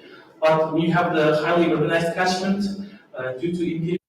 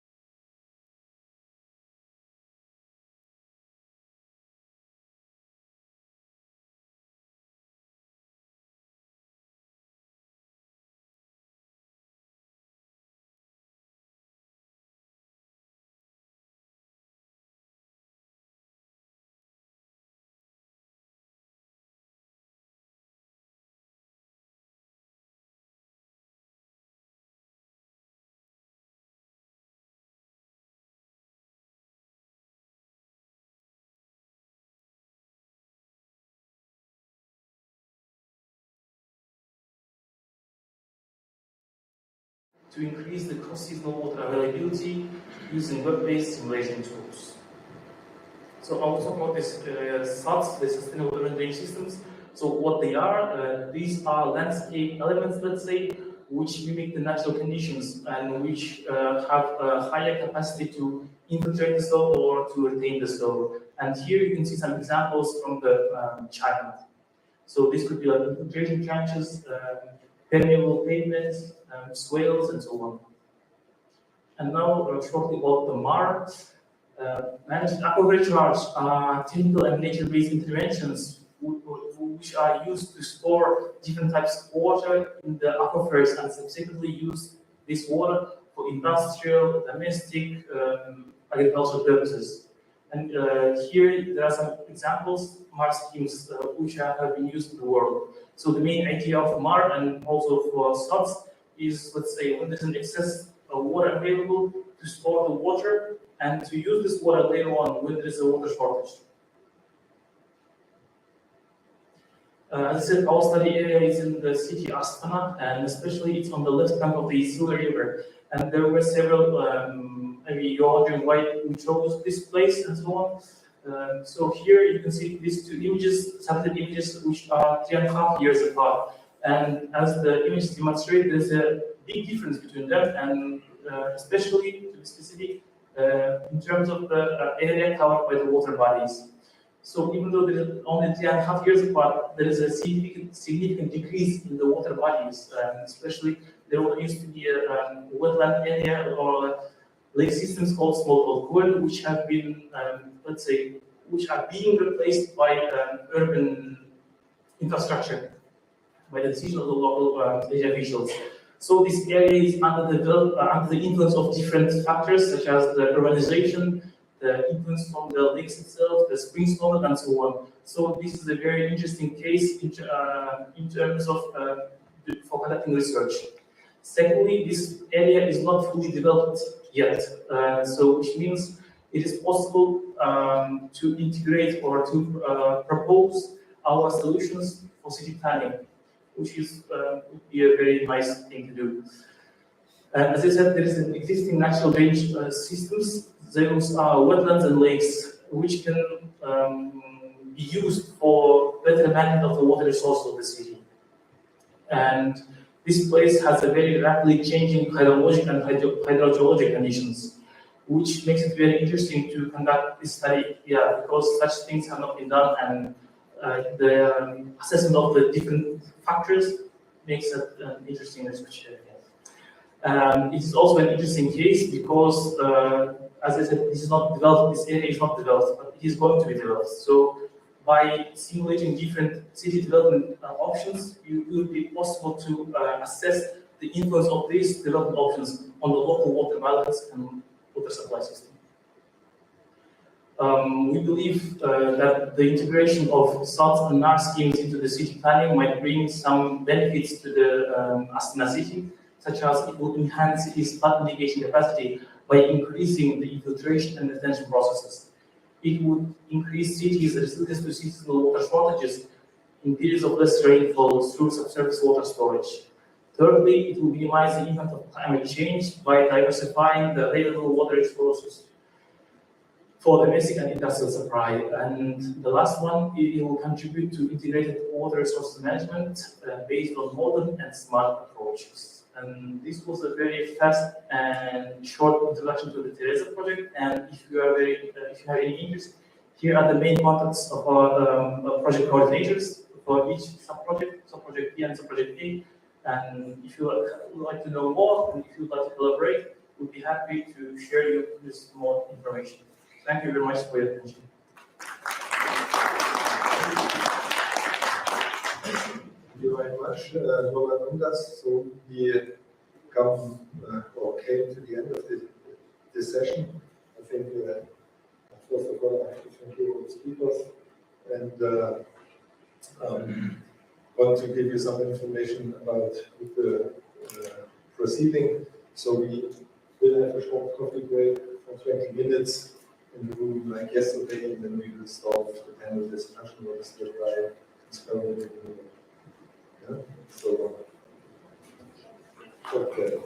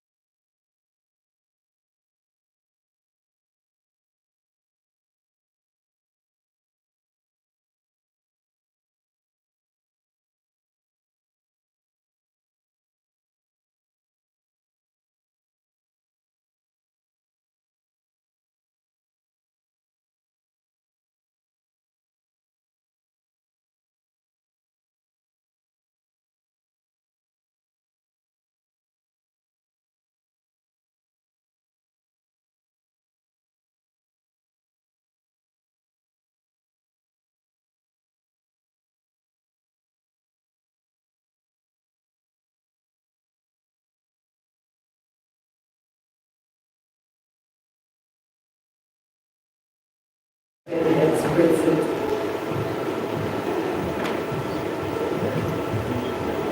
So, thank you very much for joining me on the stage. We have approximately 30 minutes so that we are closing in time because I think it was a very long day for everyone. So I would like to welcome you for the last session, and I would like to have a short discussion on the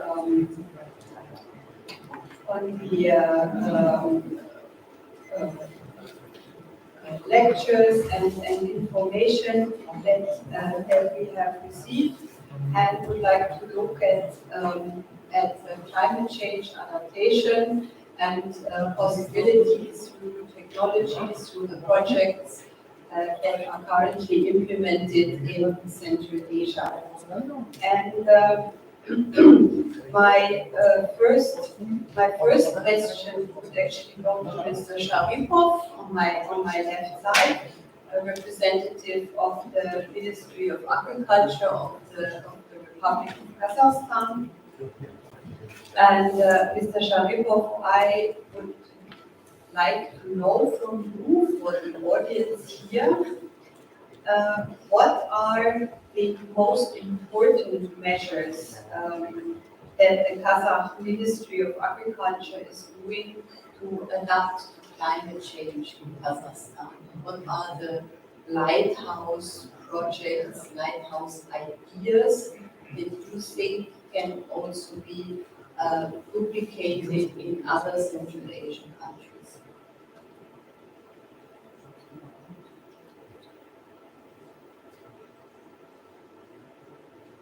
Спасибо за вопрос. Я вкратце в докладе тоже рассказывал.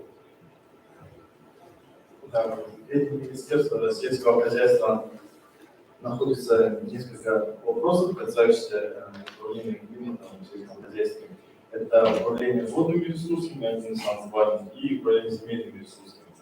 В части управления земельными ресурсами министерством ведется работа по повышению контроля за использованием земли и внедрение современных технологий, в том числе космомониторинг, дистанционное зондирование. В части управления водой министерство всячески поддерживает и стимулирует финансово сельхозтоваропроизводителей, внедрять новые технологии, расширение дождевания за счет размещения более 50% стоимости. Плюс для этого также нужны соответствующие кредитные продукты. Также сами министерство хотел бы сказать, что министерство всегда заинтересовано и поддерживает проекты, предлагает иностранные коллеги для внедрения опыта призовых стран для сельского хозяйства Казахстана. Спасибо. Спасибо вам большое.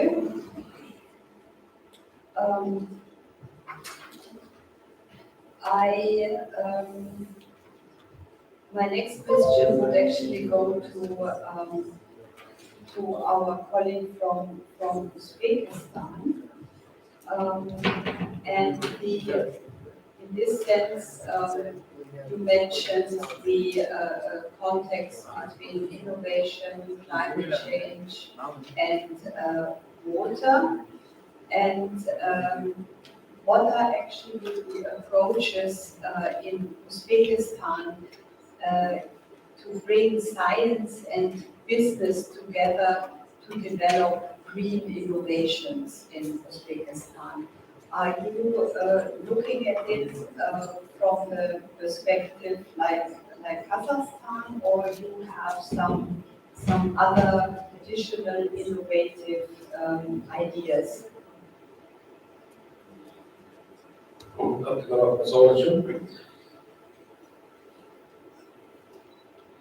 Ben demek cevap vermoqchiman. Hozir mana O'zbekiston Respublikasida aynan iqlim o'zgarishi bilan bog'liq masalalarni yechishga qaratilgan bir qancha tashkilotlar. Jumladan innovatsion rivojlanish vazirligi faoliyatida mana shu biznes bilan chiqqanni birlashtirish ma'nosidagi ishlarda O'zbekiston Respublikasida aynan olimlarni jalb qilish va olimlarni amalga oshirgan ishlarini moliyalashtiradigan bir tashkilot deb aytmoqchiman. Sababi bizlar qanday bog'lashimiz mumkin? Dastlab olimlar tomonidan amalga oshirilgan, O'zbekiston olimlar, chet el olimlar bilan amalga oshirilgan loyihalarni moliyalashtirish orqasida endi hamma loyiha moliyalashtirilgan bizlar hammasi rezultatga ega emas. Olimlarimizga faqat riskamizni talaba qilolmaymiz. Bu qanday deb ko'rinyapti.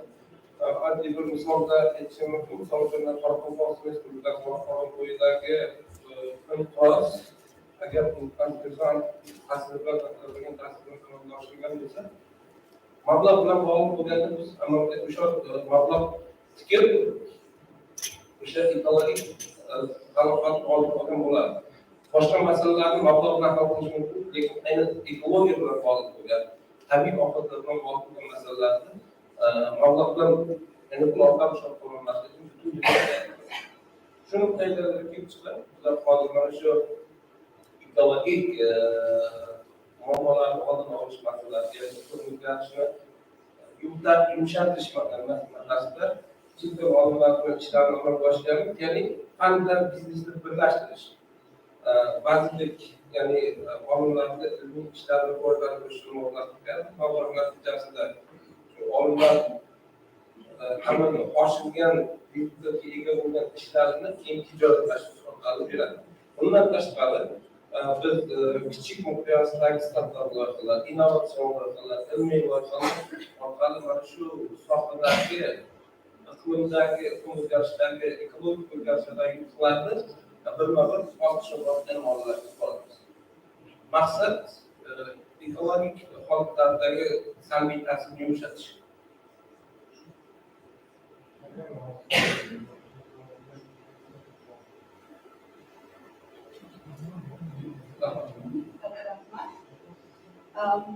You just said that you are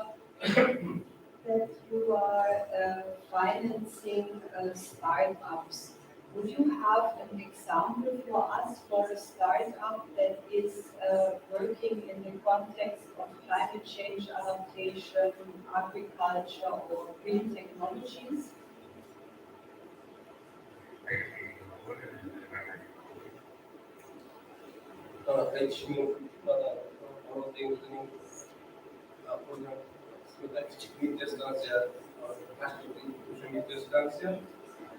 Asosan O'zbekiston xodimlari amalga oshirgan bu oldindan iqlim o'zgarishini bo'lmasa ko'tarishi mumkin bo'lgan, bo'lmasa xalq oldindan kelishi mumkin bo'lgan bir oqimni oldindan baholab beriladi. Buni hozir aynan tijoratlashtirish maqsadida respublikaning boshqa viloyatlarida joriy qilish ko'zda tutilmoqda. Sababi avvalroq so'nggi yillarda iqlim o'zgarishi oqibatida bizda tabiiy ofatlarning keskin ko'paygan. O'rta qismida to'satdan sel kelishi oqibatlari. Bundan tashqari aytishimiz mumkinki, kutilmaganda qor yog'ish masalalari, kutilmagan sovuq oqim kelish masalalari, Toshkent shahrida ham 2 soatlik o'sha holatlarni oldini olib beradigan kichik meteostansiyalar tashkil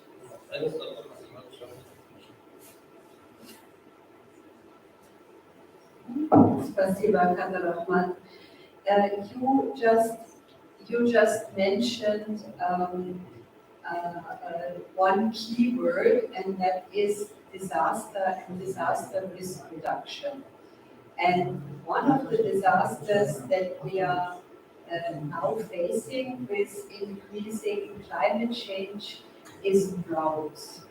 And my next question would go to my colleague Christopher Konrad from the University of Halle-Wittenberg on the drought tool that he is currently developing together with his team in the framework of Green Central Asia.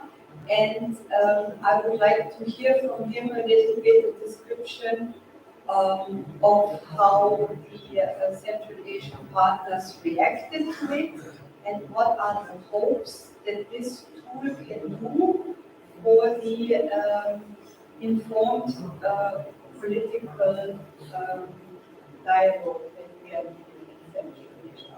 And what are the development possibilities of this route? Das sollte schon oder vorne. Aber da, sorry. Thank you very much. I made that question of Thank you. Yeah. Thank you very much for this question. We, as you said, we are currently working on a system that should give spatial information about the occurrence of droughts. And when we started this initiative, we immediately learned that the counterparts who are very interested in hydrometeorological services of the Central Asian countries, namely, that they have a great wish to forecast the droughts. That means that they would like to have the information in advance to implement, at least, and first to start reporting to their national levels first. And this kind of information they were very eager on, because what we are here doing is that we work on droughts in the irrigation systems. That means we dig for other data, not only for available meteorological data, because we talk here about agricultural droughts. And this is an aspect what is also important and of high relevance, because the agricultural drought is irrigated agriculture, at least in the downstream countries, and Kazakhstan and Turkmenistan of high relevance. So they formulated this mission, they expressed their willingness to cooperate here, and now we are at this point that we start to implement based on their wishes, their ideas.